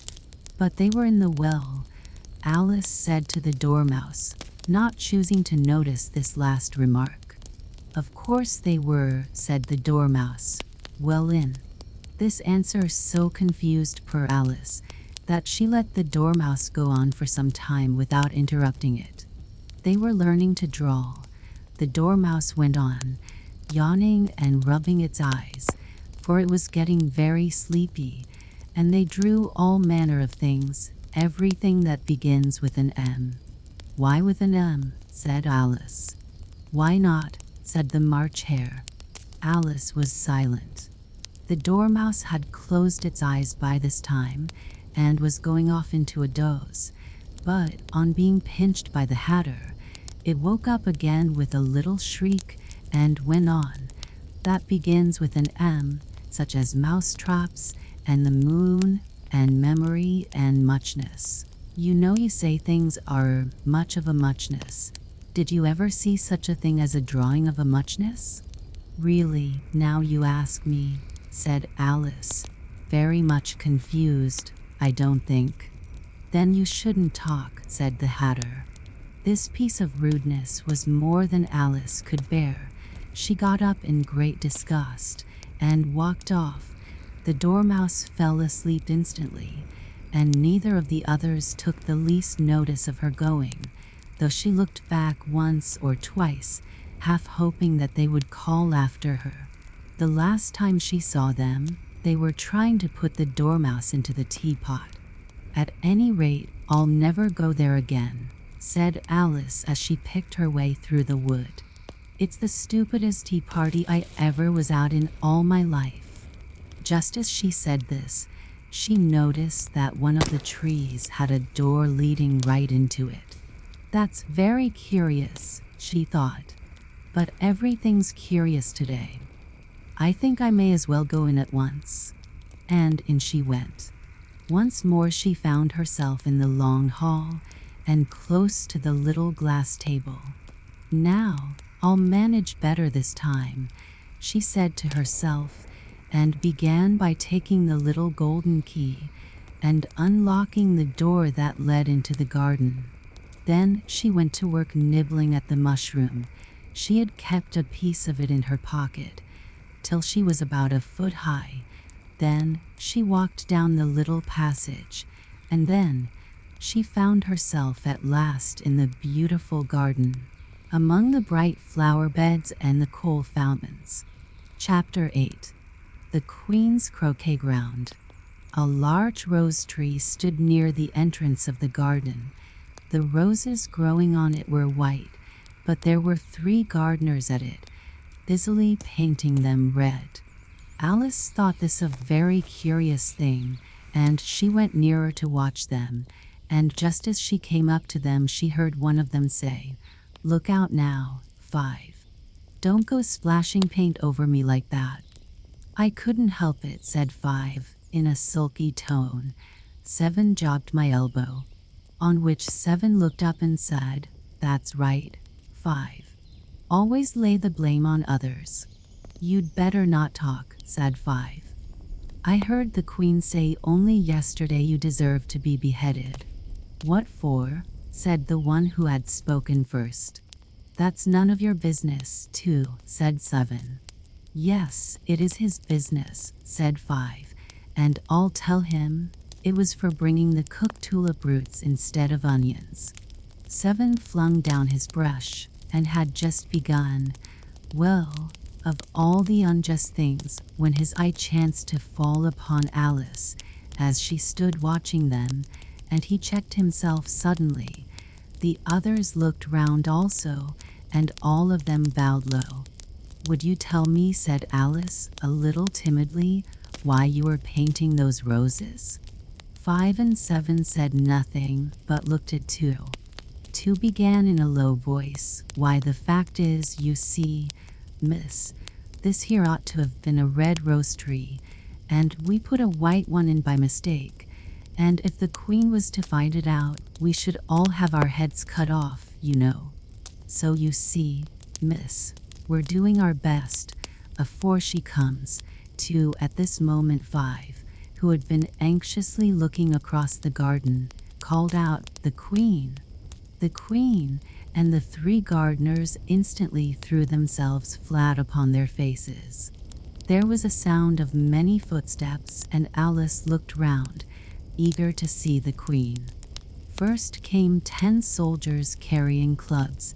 These were all shaped like the 3 gardeners, oblong and flat, with their hands and feet at the corners.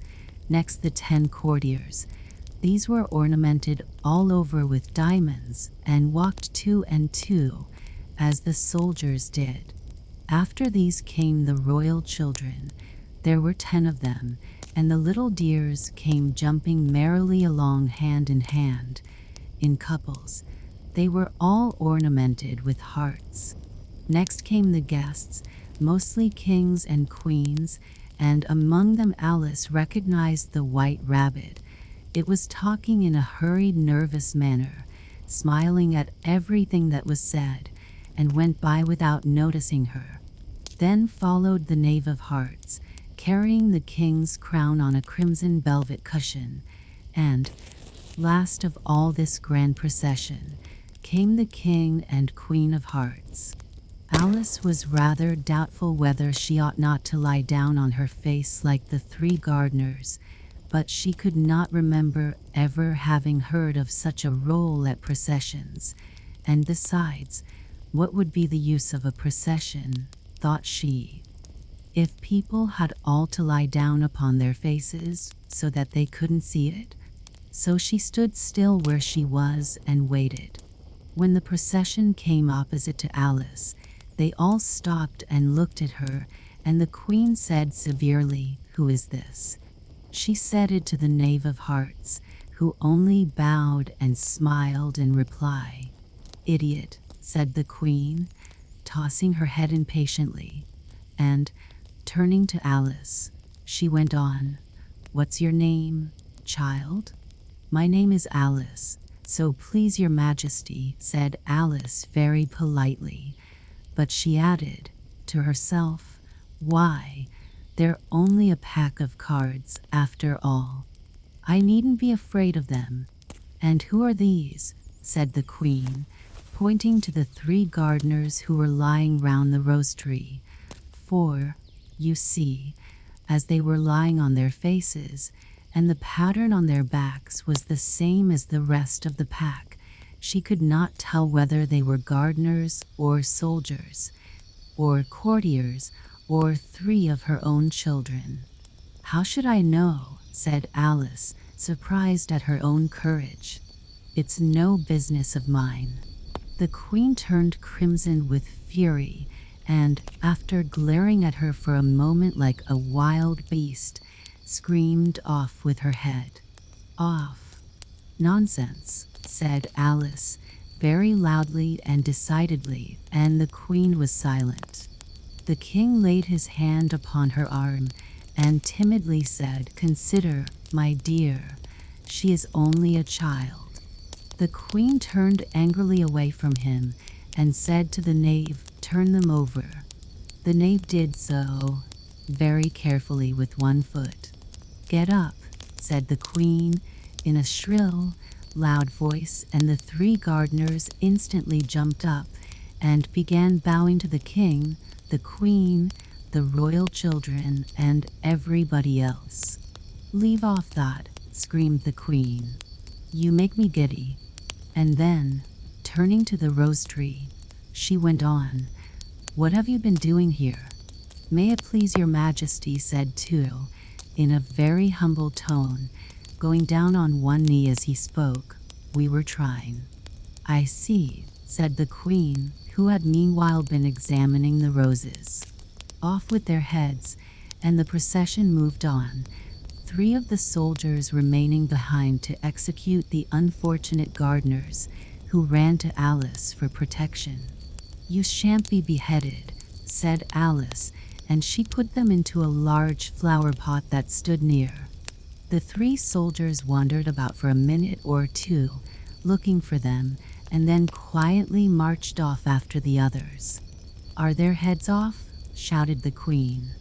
"Their heads are gone, if it please your majesty," the soldiers shouted in reply. "That's right," shouted the queen. "Can you play croquet?" The soldiers were silent and looked at Alice, as the question was evidently meant for her. "Yes," shouted Alice. "Come on, then," roared the queen, and Alice joined the procession, wondering very much what would happen next. It's a very fine day," said a timid voice at her side. She was walking by the white rabbit, who was peeping anxiously into her face. "Very," said Alice. "Where's the Duchess?" "Hush, hush," said the rabbit in a low, hurried tone. He looked anxiously over his shoulder as he spoke, and then raised himself upon tiptoe, put his mouth close to her ear, and whispered, "She's under sentence of execution." "What for?" said Alice. "Did you say? What a pity," the rabbit asked. "No, I didn't," said Alice. "I don't think it's at all a pity. I said, what for?" "She boxed the queen's ears," the rabbit began. Alice gave a little scream of laughter. "Oh, hush," the rabbit whispered in a frightened tone. "The queen will hear you. You see, she came rather late," and the queen said. "Get to your places," shouted the queen in a voice of thunder, and people began running about in all directions, tumbling up against each other. However, they got settled down in a minute or two, and the game began. Alice thought she had never seen such a curious croquet ground in her life. It was all ridges and furrows. The balls were live hedgehogs, the mallets live flamingos, and the soldiers had to double themselves up and to stand on their hands and feet to make the arches. The chief difficulty Alice found at first was in managing her flamingo. She succeeded in getting its body tucked away, comfortably enough, under her arm, with its legs hanging down, but generally, just as she had got its neck nicely straightened out, and was going to give the hedgehog a blow with its head, it would twist itself round and look up in her face with such a puzzled expression that she could not help bursting out laughing, and when she had got its head down and was going to begin again, it was very provoking to find that the hedgehog had unrolled itself and was in the act of crawling away. Besides all this, There was generally a ridge or furrow in the way wherever she wanted to send the hedgehog to, and as the doubled-up soldiers were always getting up and walking off to other parts of the ground, Alice soon came to the conclusion that it was a very difficult game indeed. The players all played at once without waiting for turns, quarreling all the while, and fighting for the hedgehogs, and in a very short time the queen was in a furious passion, and went stamping about, and shouting off with his head, or off with her head, about once in a minute. Alice began to feel very uneasy. To be sure, she had not as yet had any dispute with the queen, but she knew that it might happen any minute, and then, thought she, what would become of me? They're dreadfully fond of beheading people here. The great wonder is that there's anyone left alive. She was looking about for some way of escape, and wondering whether she could get away without being seen, when she noticed a curious appearance in the air. It puzzled her very much at first, but after watching it a minute or two, she made it out to be a grin. And she said to herself, "It's the Cheshire Cat. Now I shall have somebody to talk to." "How are you getting on?" said the cat, as soon as there was mouth enough for it to speak with. Alice waited till the eyes appeared, and then nodded. "It's no use speaking to it," she thought, "till its ears have come, or at least one of them." In another minute the whole head appeared, and then Alice put down her flamingo and began an account of the game, feeling very glad she had someone to listen to her. The cat seemed to think that there was enough of it now in sight, and no more of it appeared. "I don't think they play at all fairly," Alice began, in rather a complaining tone, "and they all quarrel so dreadfully one can't hear oneself speak, and they don't seem to have any roles in particular. At least, if there are, nobody attends to them. And you've no idea how confusing it is, all the things being alive. For instance, there's the arch I've got to go through next, walking about at the other end of the ground, and I should have croqueted the queen's hedgehog just now, only it ran away when it saw mine coming." "How do you like the queen?" said the cat in a low voice. "Not at all," said Alice. "She's so extremely—" Just then she noticed that the queen was close behind her, listening, so she went on, likely to win, that it's hardly worth while finishing the game. The queen smiled and passed on. "Who are you talking to?" said the king, going up to Alice and looking at the cat's head with great curiosity. "It's a friend of mine, a Cheshire Cat," said Alice. "Allow me to introduce it." "I don't like the look of it at all," said the king. "However, it may kiss my hand if it likes." "I'd rather not," the cat remarked. "Don't be impertinent," said the king, "and don't look at me like that." He got behind Alice as he spoke. "A cat may look at a king," said Alice. "I have read that in some book, but I don't remember where." "Well, it must be removed," said the king very decidedly, and he called the queen, who was passing at the moment. "My dear, I wish you would have this cat removed." The queen had only one way of settling all difficulties, great or small. "Off with his head," she said, without even looking round. "I'll fetch the executioner myself," said the king eagerly, and he hurried off. Alice thought she might as well go back and see how the game was going on, as she heard the queen's voice in the distance, screaming with passion. She had already heard her sentence 3 of the players to be executed for having missed their turns, and she did not like the look of things at all, as the game was in such confusion that she never knew whether it was her turn or not. So she went in search of her hedgehog. The hedgehog was engaged in a fight with another hedgehog, which seemed to Alice an excellent opportunity for croqueting one of them with the other. The only difficulty was that her flamingo was gone across to the other side of the garden, where Alice could see it trying in a helpless sort of way to fly up into a tree. By the time she had caught the flamingo and brought it back, the fight was over and both the hedgehogs were out of sight. But it doesn't matter much, thought Alice, as all the arches are gone from this side of the ground. So she tucked it away under her arm that it might not escape again, and went back for a little more conversation with her friend. When she got back to the Cheshire Cat, she was surprised to find quite a large crowd collected round it. There was a dispute going on between the executioner, the king, and the queen, who were all talking at once, while all the rest were quite silent, and looked very uncomfortable.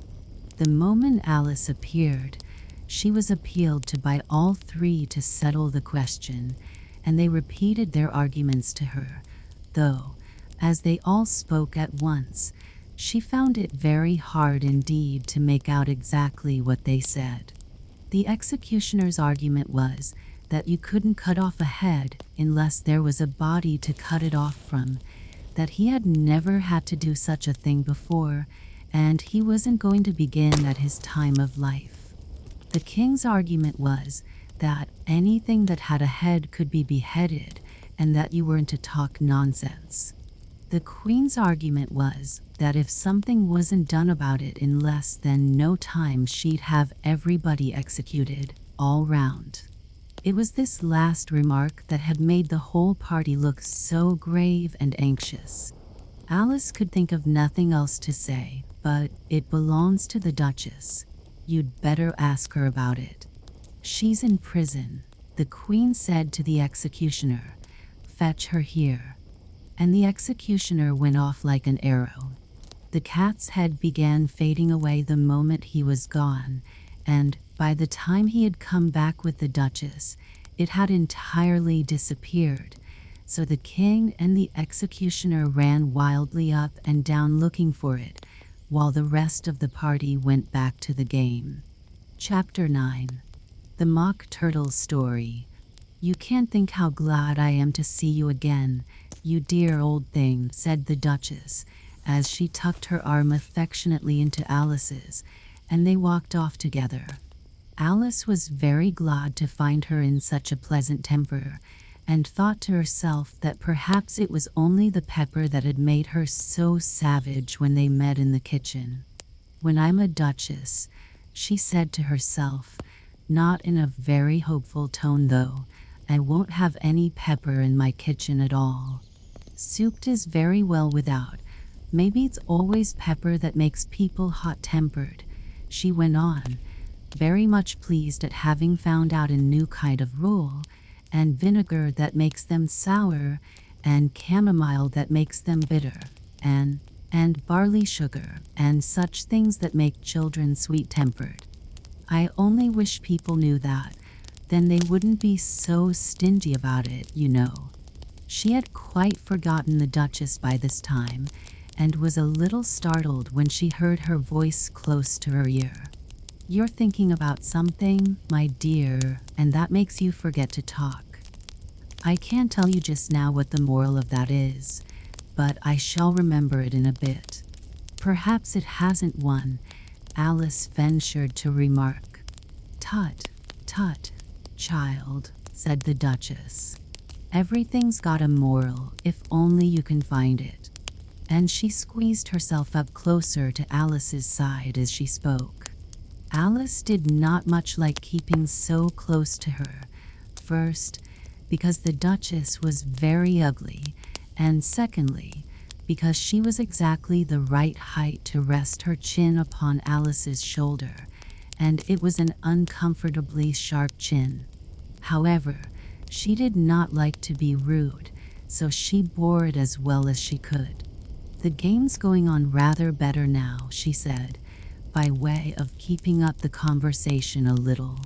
'Tis so, said the Duchess, and the moral of that is, oh, 'tis love, 'Tis love that makes the world go round. Somebody said, Alice whispered, that it's done by everybody minding their own business. Ah, well, it means much the same thing, said the Duchess, digging her sharp little chin into Alice's shoulder as she added, and the moral of that is, take care of the sense, and the sounds will take care of themselves. How fond she is of finding morals in things. Alice thought to herself. I dare say you're wondering why I don't put my arm round your waist, the Duchess said after a pause. The reason is that I'm doubtful about the temper of your flamingo. Shall I try the experiment? He might bite, Alice cautiously replied, not feeling at all anxious to have the experiment tried. Very true, said the Duchess. Flamingos and mustard both bite. And the moral of that is, birds of a feather flock together. Only mustard isn't a bird, Alice remarked. Right, as usual, said the Duchess. What a clear way you have of putting things. It's a mineral, I think, said Alice. Of course it is, said the Duchess, who seemed ready to agree to everything that Alice said. There's a large mustard mine near here. And the moral of that is, the more there is of mine, the less there is of yours. Oh, I know, exclaimed Alice, who had not attended to this last remark. It's a vegetable. It doesn't look like one, but it is. I quite agree with you, said the Duchess.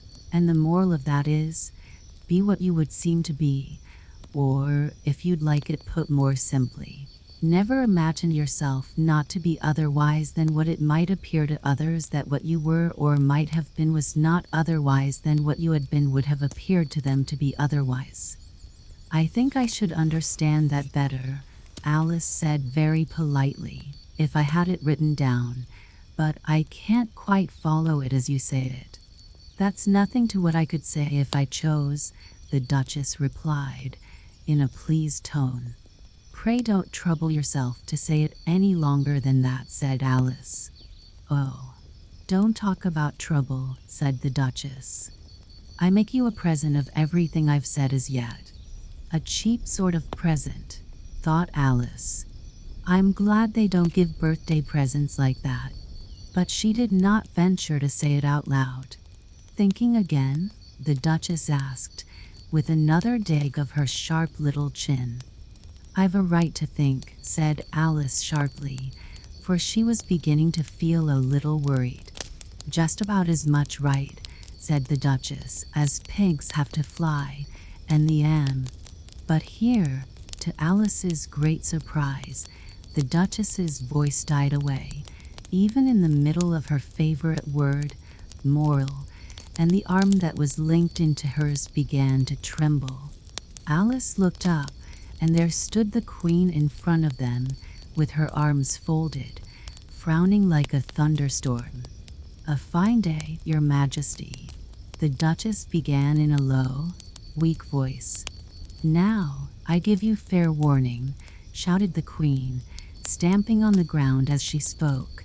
Either you or your head must be off, and that in about half no time. Take your choice. The Duchess took her choice and was gone in a moment. Let's go on with the game, the Queen said to Alice, and Alice was too much frightened to say a word, but slowly followed her back to the croquet ground.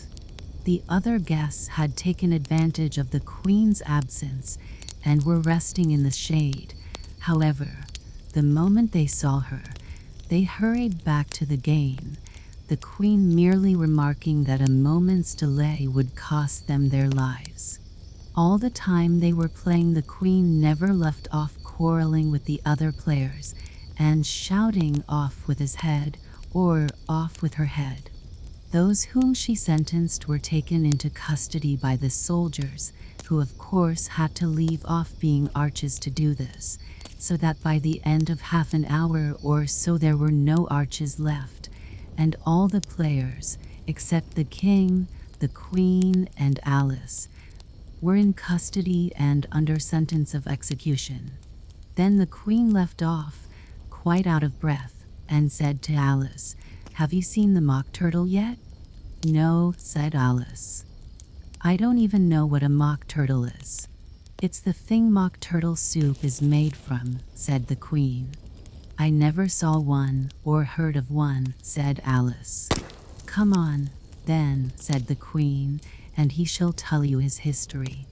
As they walked off together, Alice heard the king say in a low voice to the company generally, "You are all pardoned." "Come, that's a good thing," she said to herself, for she had felt quite unhappy at the number of executions the queen had ordered. They very soon came upon a griffin lying fast asleep in the sun. If you don't know what a griffin is, look at the picture. "Up, lazy thing," said the queen, "and take this young lady to see the mock turtle and to hear his history. I must go back and see after some executions I have ordered." And she walked off, leaving Alice alone with the griffin. Alice did not quite like the look of the creature, but on the whole she thought it would be quite as safe to stay with it as to go after that savage queen, so she waited. The griffin sat up and rubbed its eyes. Then it watched the queen till she was out of sight. Then it chuckled. "What fun," said the griffin, half to itself, half to Alice. "What is the fun?" said Alice. "Why," said the griffin, "it's all her fancy, that. They never executes nobody, you know. Come on. Everybody says come on, here," thought Alice as she went slowly after it.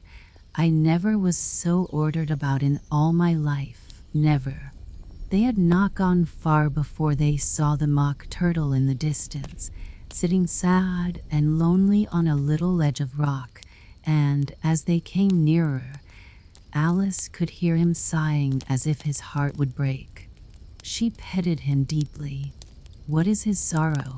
she asked the griffin, and the griffin answered, very nearly in the same words as before, "It's all his fancy, that.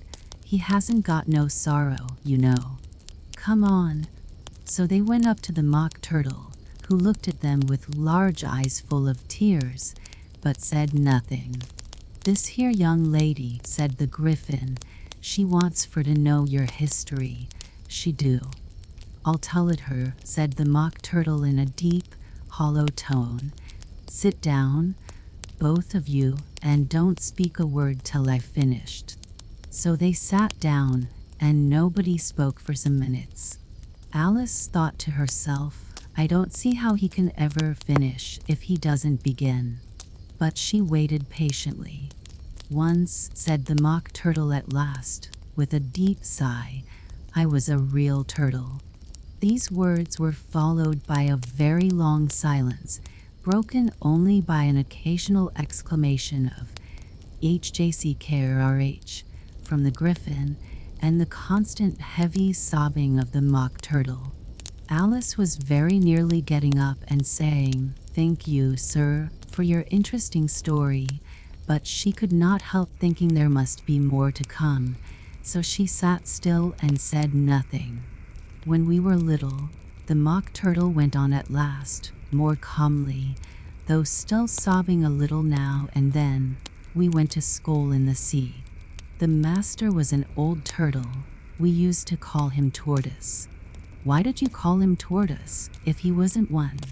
Alice asked. "We called him Tortoise because he taught us," said the mock turtle angrily. "Really, you are very dull. You ought to be ashamed of yourself for asking such a simple question," added the griffin, and then they both sat silent and looked at poor Alice, who felt ready to sink into the earth. At last the griffin said to the mock turtle, "Drive on, old fellow. Don't be all day about it," and he went on in these words. "Yes, we went to school in the sea, though you mayn't believe it."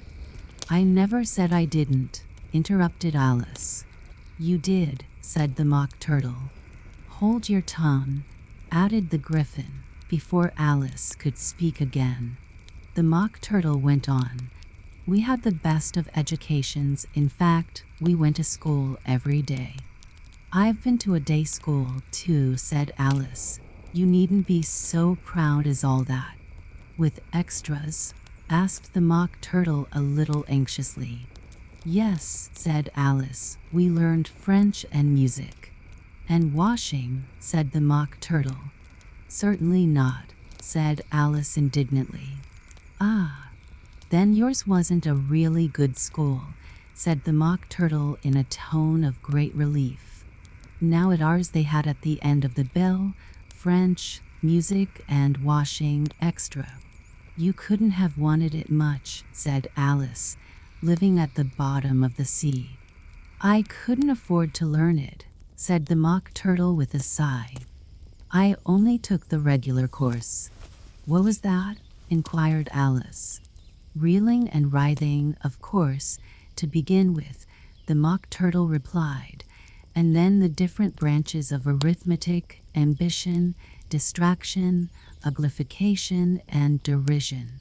I never heard of uglification, Alice ventured to say. What is it? The Griffin lifted up both its paws in surprise. What? Never heard of uglifying, it exclaimed. You know what to beautify is, I suppose? Yes, said Alice doubtfully. It means to make anything prettier. Well, then, the Griffin went on, if you don't know what to uglify is, you are a simpleton. Alice did not feel encouraged to ask any more questions about it, so she turned to the Mock Turtle and said, What else had you to learn? Well, there was mystery, the Mock Turtle replied, counting off the subjects on his flappers, mystery, ancient and modern, with seaography, then drawling. The drawling master was an old congaree that used to come once a week. He taught us drawling, stretching, and fainting in coils. What was that like? Said Alice. Well, I can't show it you myself, the Mock Turtle said. I'm too stiff. And the Griffin never learned it. Hadn't time, said the Griffin. I went to the classics master, though.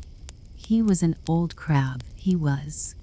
I never went to him, the Mock Turtle said with a sigh. He taught laughing and grief, they used to say. So he did, said the Griffin, sighing in his turn, and both creatures hid their faces in their paws. And how many hours a day did you do lessons? Said Alice, in a hurry to change the subject. 10 hours the first day, said the Mock Turtle, 9 the next, and so on. What a curious plan, exclaimed Alice. That's the reason they're called lessons, the Griffin remarked, because they lessen from day to day. This was quite a new idea to Alice, and she thought it over a little before she made her next remark. Then the 11th day must have been a holiday? Of course it was, said the Mock Turtle. And how did you manage on the 12th? Alice went on eagerly. That's enough about lessons, the Griffin interrupted in a very decided tone. Tell her something about the games now. Chapter 10. The Lobster Quadrille. The Mock Turtle sighed deeply and drew the back of one flapper across his eyes.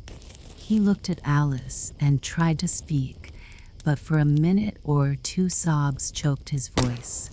Same as if he had a bone in his throat, said the Griffin, and it set to work shaking him and punching him in the back.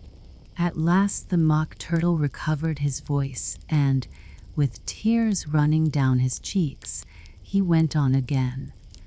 You may not have lived much under the sea, I haven't, said Alice, and perhaps you were never even introduced to a lobster, Alice began to say. I once tasted, but checked herself hastily and said, no, never. So you can have no idea what a delightful thing a lobster quadrille is. No, indeed, said Alice. What sort of a dance is it? Why, said the Griffin, you first form into a line along the seashore. 2 lines, cried the Mock Turtle. seals, turtles, salmon, and so on. Then, when you've cleared all the jellyfish out of the way. That generally takes some time, interrupted the Griffin. You advance twice, each with a lobster as a partner, cried the Griffin. Of course, the Mock Turtle said, advance twice, set to partners. Change lobsters and retire in same order, continued the Griffin.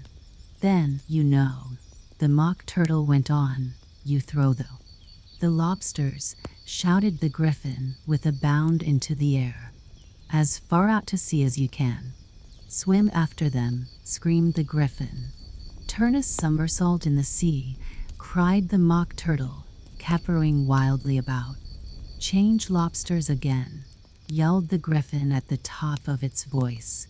Back to land again, and that's all the first figure, said the Mock Turtle, suddenly dropping his voice, and the two creatures, who had been jumping about like mad things all this time, sat down again very sadly and quietly and looked at Alice.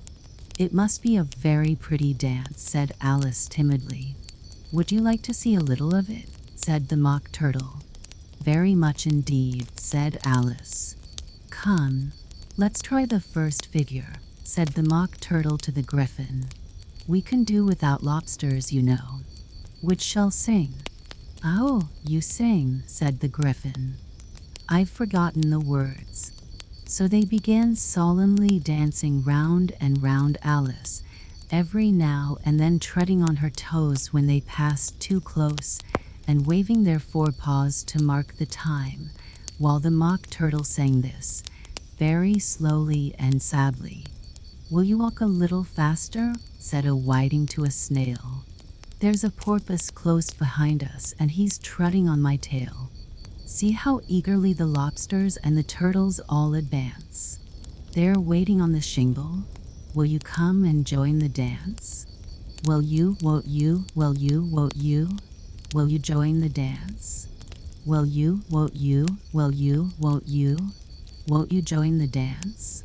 You can really have no notion how delightful it will be when they take us up and throw us, with the lobsters, out to sea. But the snail replied, too far, and gave a look askance. Said he thanked the whiting kindly, but he would not join the dance.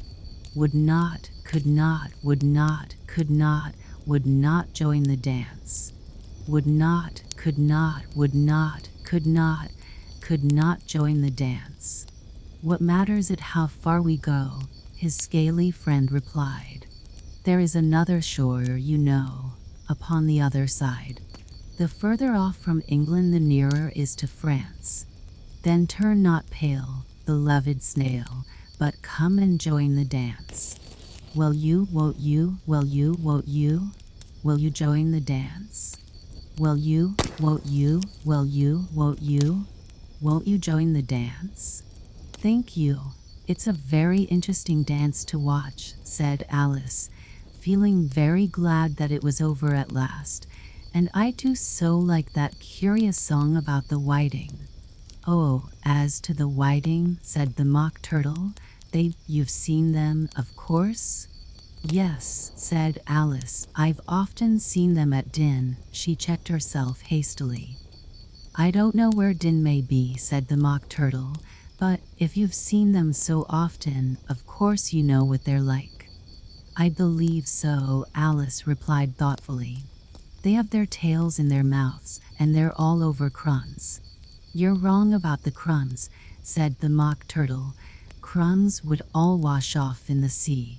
But they have their tails in their mouths, and the reason is, here the Mock Turtle yawned and shut his eyes. Tell her about the reason and all that, he said to the Griffin. The reason is, said the Griffin, that they would go with the lobsters to the dance. So they got thrown out to sea. So they had to fall a long way. So they got their tails fast in their mouths. So they couldn't get them out again. That's all. Thank you, said Alice. It's very interesting. I never knew so much about a whiting before. I can tell you more than that if you like, said the Griffin. Do you know why it's called a whiting? I never thought about it, said Alice. Why? It does the boots and shoes, the Griffin replied very solemnly. Alice was thoroughly puzzled. Does the boots and shoes, she repeated in a wondering tone. Why? What are your shoes done with? Said the Griffin. I mean, what makes them so shiny? Alice looked down at them and considered a little before she gave her answer. They're done with blacking, I believe. Boots and shoes under the sea, the Griffin went on in a deep voice, are done with a whiting. Now you know. And what are they made of? Alice asked in a tone of great curiosity. Soles and eels, of course, the Griffin replied rather impatiently. Any shrimp could have told you that. If I'd been the whiting, said Alice, whose thoughts were still running on the song, I'd have said to the porpoise, keep back, please. We don't want you with us. They were obliged to have him with them, the mock turtle said. No wise fish would go anywhere without a porpoise. Wouldn't it really? Said Alice in a tone of great surprise. Of course not, said the mock turtle. Why, if a fish came to me and told me he was going a journey, I should say, with what purpose? Don't you mean purpose? Said Alice. I mean what I say, the mock turtle replied in an offended tone. And the Griffin added, come, let's hear some of your adventures. I could tell you my adventures, beginning from this morning, said Alice a little timidly, but it's no use going back to yesterday, because I was a different person then. Explain all that, said the mock turtle. No, the adventures first, said the Griffin in an impatient tone. Explanations take such a dreadful time. So Alice began telling them her adventures from the time when she first saw the white rabbit. She was a little nervous about it just at first. The two creatures got so close to her, one on each side, and opened their eyes and mouths so very wide. But she gained courage as she went on. Her listeners were perfectly quiet till she got to the part about her repeating, "You're old, Father William," to the caterpillar, and the words all coming different, and then the mock turtle drew a long breath and said, "That's very curious." "It's all about as curious as it can be," said the Griffin. "It all came different," the mock turtle repeated thoughtfully. "I should like to hear her try and repeat something now. Tell her to begin." He looked at the Griffin as if he thought it had some kind of authority over Alice. "Stand up and repeat, 'tis the voice of the sluggard," said the Griffin. How the creatures order one about and make one repeat lessons, thought Alice. I might as well be at school at once. However, she got up and began to repeat it, but her head was so full of the lobster quadrille that she hardly knew what she was saying, and the words came very queer indeed. "'Tis the voice of the lobster," I heard him declare. "You have baked me too brown, I must sugar my hair." As a duck with its eyelids, so he with his nose trims his belt and his buttons and turns out his toes. Later editions continued as follows. "When the sands are all dry, he is gay as a lark, and will talk in contemptuous tones of the shark. But when the tide rises and sharks are around, his voice has a timid and tremulous sound." "That's different from what I used to say when I was a child," said the Griffin. "Well, I never heard it before," said the mock turtle, "but it sounds uncommon nonsense." Alice said nothing. She had sat down with her face in her hands, wondering if anything would ever happen in a natural way again. "I should like to have it explained," said the mock turtle. "She can't explain it," said the Griffin hastily. "Go on with the next verse." But about his toes, the Mock Turtle persisted. "How could he turn them out with his nose, you know? It's the first physician in dancing," Alice said, but was dreadfully puzzled by the whole thing and longed to change the subject. "Go on with the next verse," the Griffin repeated impatiently. "It begins, 'I passed by his garden.'" Alice did not dare to disobey, though she felt sure it would all come wrong, and she went on in a trembling voice. "I passed by his garden and marked with one eye how the owl and the panther were sharing a pie." Later editions continued as follows. "The panther took pie crust and gravy and meat, while the owl had the dish as its share of the treat. When the pie was all finished, the owl, as a boon, was kindly permitted to pocket the spoon, while the panther received knife and fork with a growl, and concluded the banquet." "What is the use of repeating all that stuff?" the Mock Turtle interrupted, "if you don't explain it as you go on. It's by far the most confusing thing I ever heard." "Yes, I think you'd better leave off," said the Griffin, and Alice was only too glad to do so. "Shall we try another figure of the lobster quadrille?" the Griffin went on.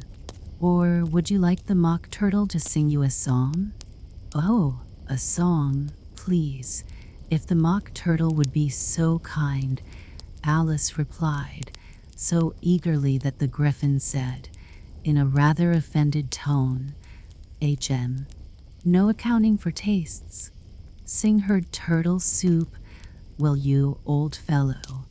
The Mock Turtle sighed deeply and began, in a voice sometimes choked with sobs, to sing this. "Beautiful soup, so rich and green, waiting in a hot tureen. Who for such dainties would not stoop? Soup of the evening, beautiful soup. Soup of the evening, beautiful soup. Oh, beautiful soup. Oh, beautiful soup. Soup of the evening. Beautiful, beautiful soup. Beautiful soup. Who cares for fish, game, or any other dish? Who would not give all else for 2p? Pennyworth only of beautiful soup? Pennyworth only of beautiful soup? Beautiful soup. Oh, beautiful soup. Soup of the evening. Beautiful, beauty, full soup." "Chorus again," cried the Griffin, and the Mock Turtle had just begun to repeat it, when a cry of "the trial's beginning" was heard in the distance. "Come on," cried the Griffin, and, taking Alice by the hand, it hurried off, without waiting for the end of the song. "What trial is it?" Alice panted as she ran, but the Griffin only answered, "Come on," and ran the faster, while more and more faintly came, carried on the breeze that followed them, the melancholy words. "Soup of the evening. Beautiful, beautiful soup." Chapter 11. Who stole the tarts? The King and Queen of Hearts were seated on their throne when they arrived, with a great crowd assembled about them, all sorts of little birds and beasts, as well as the whole pack of cards. The knave was standing before them, in chains, with a soldier on each side to guard him, and near the king was the White Rabbit, with a trumpet in one hand and a scroll of parchment in the other. In the very middle of the court was a table, with a large dish of tarts upon it. They looked so good that it made Alice quite hungry to look at them. "I wish they'd get the trial done," she thought, and hand round the refreshments. But there seemed to be no chance of this, so she began looking at everything about her, to pass away the time. Alice had never been in a court of justice before, but she had read about them in books, and she was quite pleased to find that she knew the name of nearly everything there. "That's the judge," she said to herself, because of his great wig. The judge, by the way, was the king, and as he wore his crown over the wig, look at the frontispiece if you want to see how he did it. He did not look at all comfortable, and it was certainly not becoming. "And that's the jury box," thought Alice, "and those 12 creatures." She was obliged to say creatures, you see, because some of them were animals and some were birds. "I suppose they are the jurors." She said this last word 2 or 3 times over to herself, being rather proud of it, for she thought, and rightly too, that very few little girls of her age knew the meaning of it at all. However, jurymen would have done just as well. The 12 jurors were all writing very busily on slates. "What are they doing?" Alice whispered to the griffin. "They can't have anything to put down yet before the trial's begun." "They're putting down their names," the griffin whispered in reply, "for fear they should forget them before the end of the trial." "Stupid things," Alice began in a loud, indignant voice, but she stopped hastily, for the white rabbit cried out, "Silence in the court," and the king put on his spectacles and looked anxiously round to make out who was talking. Alice could see, as well as if she were looking over their shoulders, that all the jurors were writing down "stupid things" on their slates, and she could even make out that one of them didn't know how to spell "stupid," and that he had to ask his neighbor to tell him. "And nice muddle their slates'll be in before the trial's over," thought Alice. One of the jurors had a pencil that squeaked. This, of course, Alice could not stand, and she went round the court and got behind him, and very soon found an opportunity of taking it away. She did it so quickly that the poor little juror, it was Belle, the lizard, could not make out at all what had become of it, so, after hunting all about for it, he was obliged to write with one finger for the rest of the day, and this was of very little use, as it left no mark on the slate. "Herald, read the accusation," said the king. On this the white rabbit blew 3 blasts on the trumpet, and then unrolled the parchment scroll and read as follows. "The Queen of Hearts, she made some tarts, all on a summer day. The Knave of Hearts, he stole those tarts, and took them quite away. Consider your verdict," the king said to the jury. "Not yet, not yet," the rabbit hastily interrupted. "There's a great deal to come before that."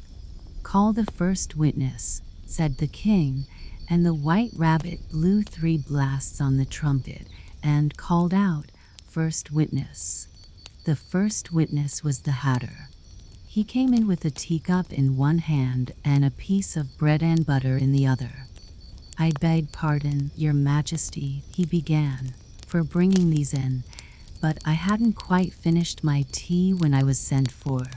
"You ought to have finished," said the king. "When did you begin?" The Hatter looked at the March Hare, who had followed him into the court, arm in arm with the Dormouse. 14th of March, I think it was," he said. 15th, said the March Hare. 16th, added the Dormouse. "Write that down," the king said to the jury, and the jury eagerly wrote down all 3 dates on their slates, and then added them up and reduced the answer to shillings and pence. "Take off your hat," the king said to the Hatter. "It isn't mine," said the Hatter. "Stolen," the king exclaimed, turning to the jury, who instantly made a memorandum of the fact. "I keep them to sell," the Hatter added as an explanation. "I've none of my own. I'm a Hatter." Here the queen put on her spectacles and began staring at the Hatter, who turned pale and fidgeted. "Give your evidence," said the king, and don't be nervous, or I'll have you executed on the spot." This did not seem to encourage the witness at all. He kept shifting from one foot to the other, looking uneasily at the queen, and in his confusion he bit a large piece out of his teacup instead of the bread and butter. Just at this moment Alice felt a very curious sensation, which puzzled her a good deal until she made out what it was. She was beginning to grow larger again, and she thought at first she would get up and leave the court.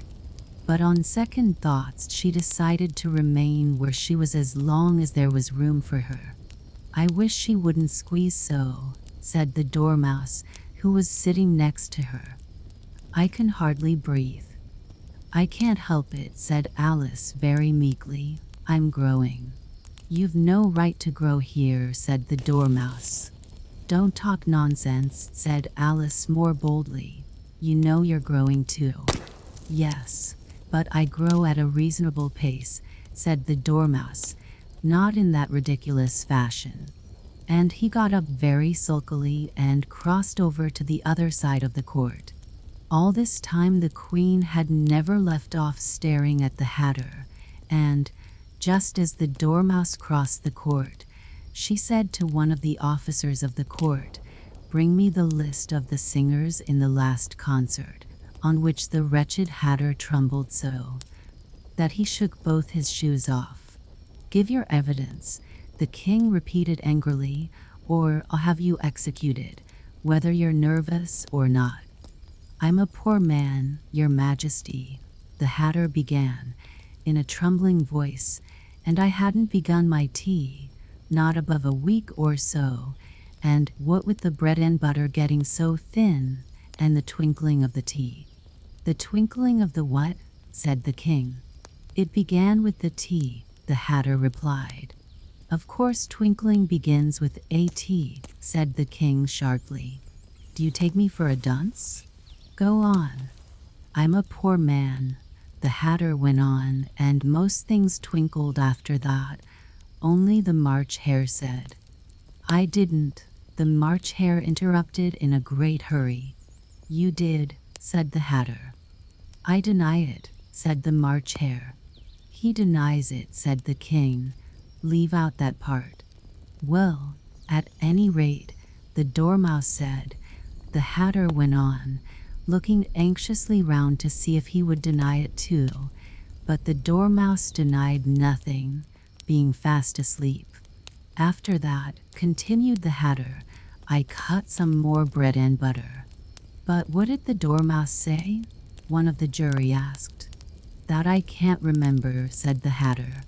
"You must remember," remarked the king, "or I'll have you executed." The miserable hatter dropped his teacup and bread and butter, and went down on one knee. "I'm a poor man, your majesty," he began. "You're very poor speaker," said the king. Here one of the guinea pigs cheered, and was immediately suppressed by the officers of the court. As that is rather a hard word, I will just explain to you how it was done. They had a large canvas bag, which tied up at the mouth with strings. Into this they slipped the guinea pig, head first, and then sat upon it. "I'm glad I've seen that done," thought Alice.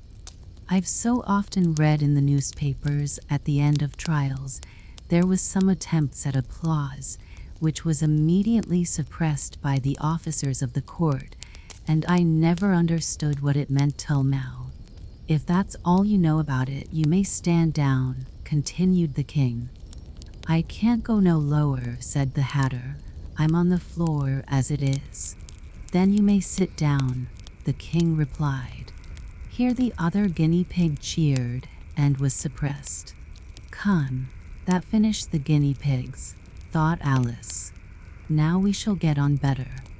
"I'd rather finish my tea," said the hatter, with an anxious look at the queen, who was reading the list of singers. "You may go," said the king, and the hatter hurriedly left the court, without even waiting to put his shoes on. "And just take his head off outside," the queen added to one of the officers. But the hatter was out of sight before the officer could get to the door. "Call the next witness," said the king. The next witness was the Duchess's cook. She carried the pepper box in her hand, and Alice guessed who it was, even before she got into the court, by the way the people near the door began sneezing all at once. "Give your evidence," said the king. "Shan't," said the cook. The king looked anxiously at the White Rabbit, who said in a low voice, "Your Majesty must cross-examine this witness."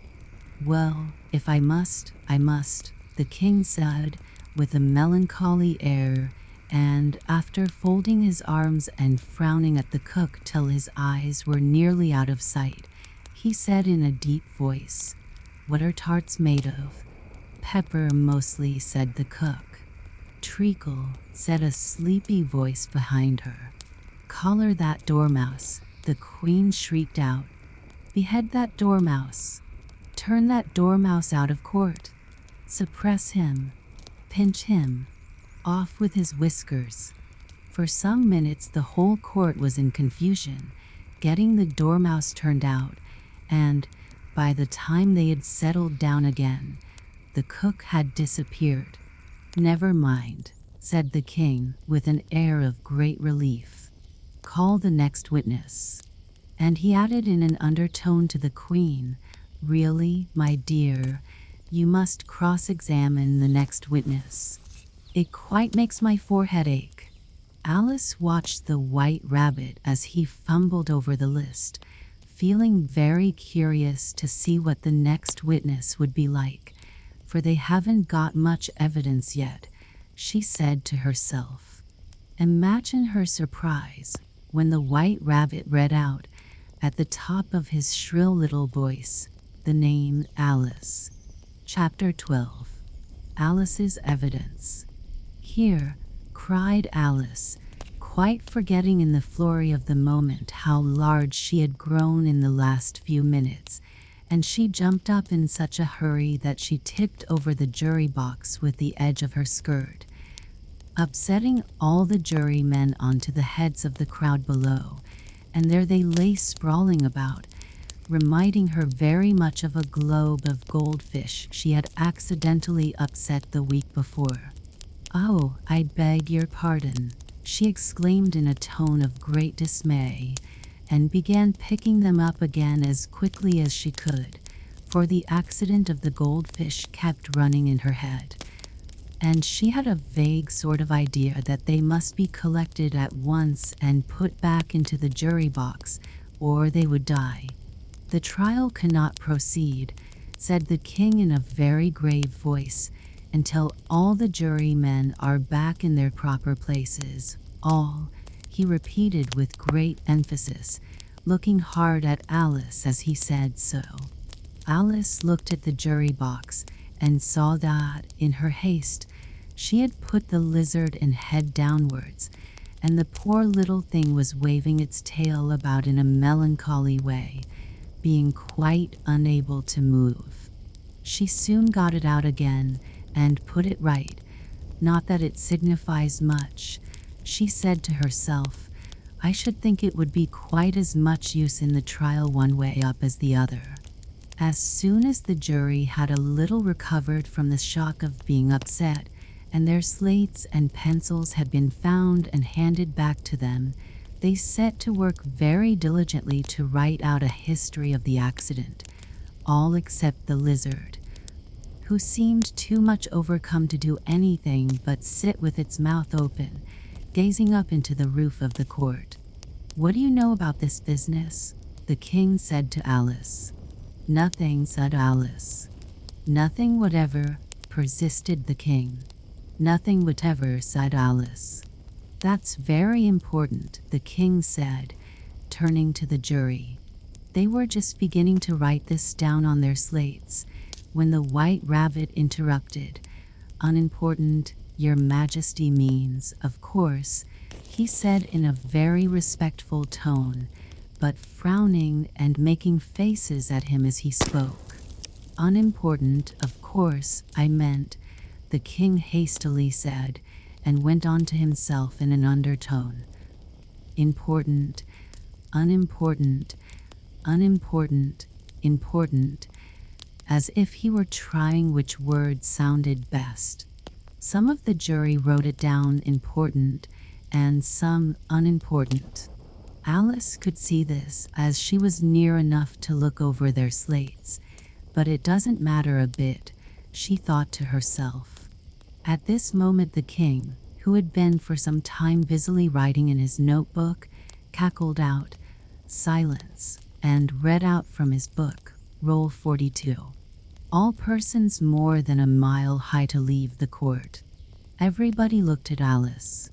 "I'm not a mile high," said Alice. "You are," said the king.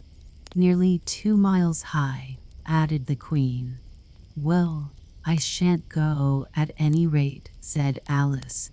"Besides, that's not a regular roll. You invented it just now." "It's the oldest roll in the book," said the king. "Then it ought to be number 1, said Alice. The king turned pale and shut his notebook hastily. "Consider your verdict," he said to the jury in a low, trembling voice. "There's more evidence to come yet, please your majesty," said the white rabbit, jumping up in a great hurry. "This paper has just been picked up." "What's in it?" said the queen. "I haven't opened it yet," said the white rabbit, "but it seems to be a letter written by the prisoner to somebody." "It must have been that," said the king, "unless it was written to nobody, which isn't usual, you know." "Who is it directed to?" said one of the jurymen. "It isn't directed at all," said the white rabbit. "In fact, there's nothing written on the outside." He unfolded the paper as he spoke and added, "It isn't a letter after all. It's a set of verses." "Are they in the prisoner's handwriting?" asked another of the jurymen. "No, they're not," said the white rabbit, "and that's the queerest thing about it." The jury all looked puzzled. "He must have imitated somebody else's hand," said the king. The jury all brightened up again. "Please your majesty," said the knave, "I didn't write it, and they can't prove I did. There's no name signed at the end." "If you didn't sign it," said the king, "that only makes the matter worse. You must have meant some mischief, or else you'd have signed your name like an honest man." There was a general clapping of hands at this. It was the first really clever thing the king had said that day. "That proves his guilt," said the queen. "It proves nothing of the sort," said Alice. "Why, you don't even know what they're about." "Read them," said the king. The white rabbit put on his spectacles. "Where shall I begin, please your majesty?" he asked. "Begin at the beginning," the king said gravely, "and go on till you come to the end. Then stop." These were the verses the white rabbit read. "They told me you had been to her, and mentioned me to him. She gave me a good character, but said I could not swim. He sent them word I had not gone. We know it to be true. If she should push the matter on, what would become of you? I gave her 1, they gave him 2. You gave us 3 or more. They all returned from him to you, though they were mine before. If I or she should chance to be involved in this affair, he trusts to you to set them free, exactly as we were. My notion was that you had been, before she had this fit, an obstacle that came between him and ourselves and it. Don't let him know she liked them best, for this must ever be a secret kept from all the rest, between yourself and me. That's the most important piece of evidence we've heard yet," said the king, rubbing his hands. "So now let the jury. If any one of them can explain it," said Alice. She had grown so large in the last few minutes that she wasn't a bit afraid of interrupting him. "I'll give him 6 pence." I don't believe there's an atom of meaning in it. The jury all wrote down on their slates, "She doesn't believe there's an atom of meaning in it," but none of them attempted to explain the paper. "If there's no meaning in it," said the king, "that saves a world of trouble, you know, as we needn't try to find any. And yet I don't know," he went on, spreading out the verses on his knee and looking at them with one eye. "I seem to see some meaning in them after all. Said I could not swim. You can't swim, can you?" he added, turning to the knave. The knave shook his head sadly. "Do I look like it?" he said, which he certainly did not, being made entirely of cardboard. "All right so far," said the king, and he went on muttering over the verses to himself. "We know it to be true. That's the jury, of course. I gave her one. They gave him two. Why, that must be what he did with the tarts, you know. But it goes on, they all returned from him to you," said Alice. "Why, there they are," said the king triumphantly, pointing to the tarts on the table. "Nothing can be clearer than that. Then again, before she had this fit, you never had fits, my dear, I think," he said to the queen. "Never," said the queen furiously, throwing an inkstand at the lizard as she spoke. The unfortunate little Belle had left off writing on his slate with one finger, as he found it made no mark, but he now hastily began again, using the ink that was trickling down his face as long as it lasted. "Then the words don't fit you," said the king, looking round the court with a smile. There was a dead silence. "It's a pun," the king added in an offended tone, and everybody laughed. "Let the jury consider their verdict," the king said, for about the 20th time that day. "No, no," said the queen. "Sentence first, verdict afterwards." "Stuff and nonsense," said Alice loudly. "The idea of having the sentence first." "Hold your tongue," said the queen, turning purple. "I won't," said Alice. "Off with her head," the queen shouted at the top of her voice. Nobody moved. "Who cares for you?" said Alice. She had grown to her full size by this time. "You're nothing but a pack of cards." At this the whole pack rose up into the air and came flying down upon her. She gave a little scream, half of fright and half of anger, and tried to beat them off, and found herself lying on the bank with her head in the lap of her sister, who was gently brushing away some dead leaves that had fluttered down from the trees upon her face. "Wake up, Alice dear," said her sister. "Why, what a long sleep you've had." "Oh, I've had such a curious dream," said Alice, and she told her sister, as well as she could remember them, all these strange adventures of hers that you have just been reading about. And when she had finished, her sister kissed her and said, "It was a curious dream, dear, certainly. But now run into your tea. It's getting late." So Alice got up and ran off, thinking while she ran, as well she might, what a wonderful dream it had been. But her sister sat still just as she left her, leaning her head on her hand, watching the setting sun, and thinking of little Alice and all her wonderful adventures, till she too began dreaming after a fashion, and this was her dream. First, she dreamed of little Alice herself, and once again the tiny hands were clasped upon her knee, and the bright, eager eyes were looking up into hers. She could hear the very tones of her voice, and see that queer little toss of her head to keep back the wandering hair that would always get into her eyes. And still as she listened, or seemed to listen, the whole place around her became alive with the strange creatures of her little sister's dream. The long grass rustled at her feet as the white rabbit hurried by. The frightened mouse splashed his way through the neighboring pool. She could hear the rattle of the teacups as the March Hare and his friends shared their never-ending meal, and the shrill voice of the Queen ordering off her unfortunate guests to execution. Once more the pig baby was sneezing on the Duchess's knee, while plates and dishes crashed around it. Once more the shriek of the griffin, the squeaking of the lizard slate, pencil, and the choking of the suppressed guinea pigs filled the air, mixed up with the distant sobs of the miserable mock turtle. So she sat on with closed eyes and half believed herself in Wonderland, though she knew she had but to open them again, and all would change to dull reality.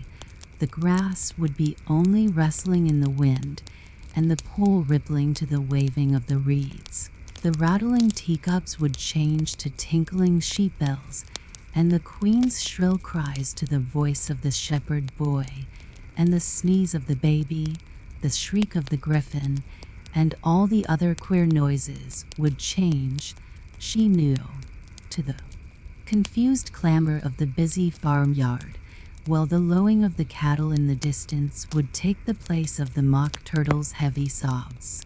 Lastly, she pictured to herself how this same little sister of hers would, in the aftertime, be herself a grown woman, and how she would keep, through all her riper years, the simple and loving heart of her childhood, and how she would gather about her other little children and make their eyes bright and eager with many a strange tale, perhaps even with the dream of Wonderland of long ago, and how she would feel with all their simple sorrows and find a pleasure in all their simple joys, remembering her own child life and the happy summer days.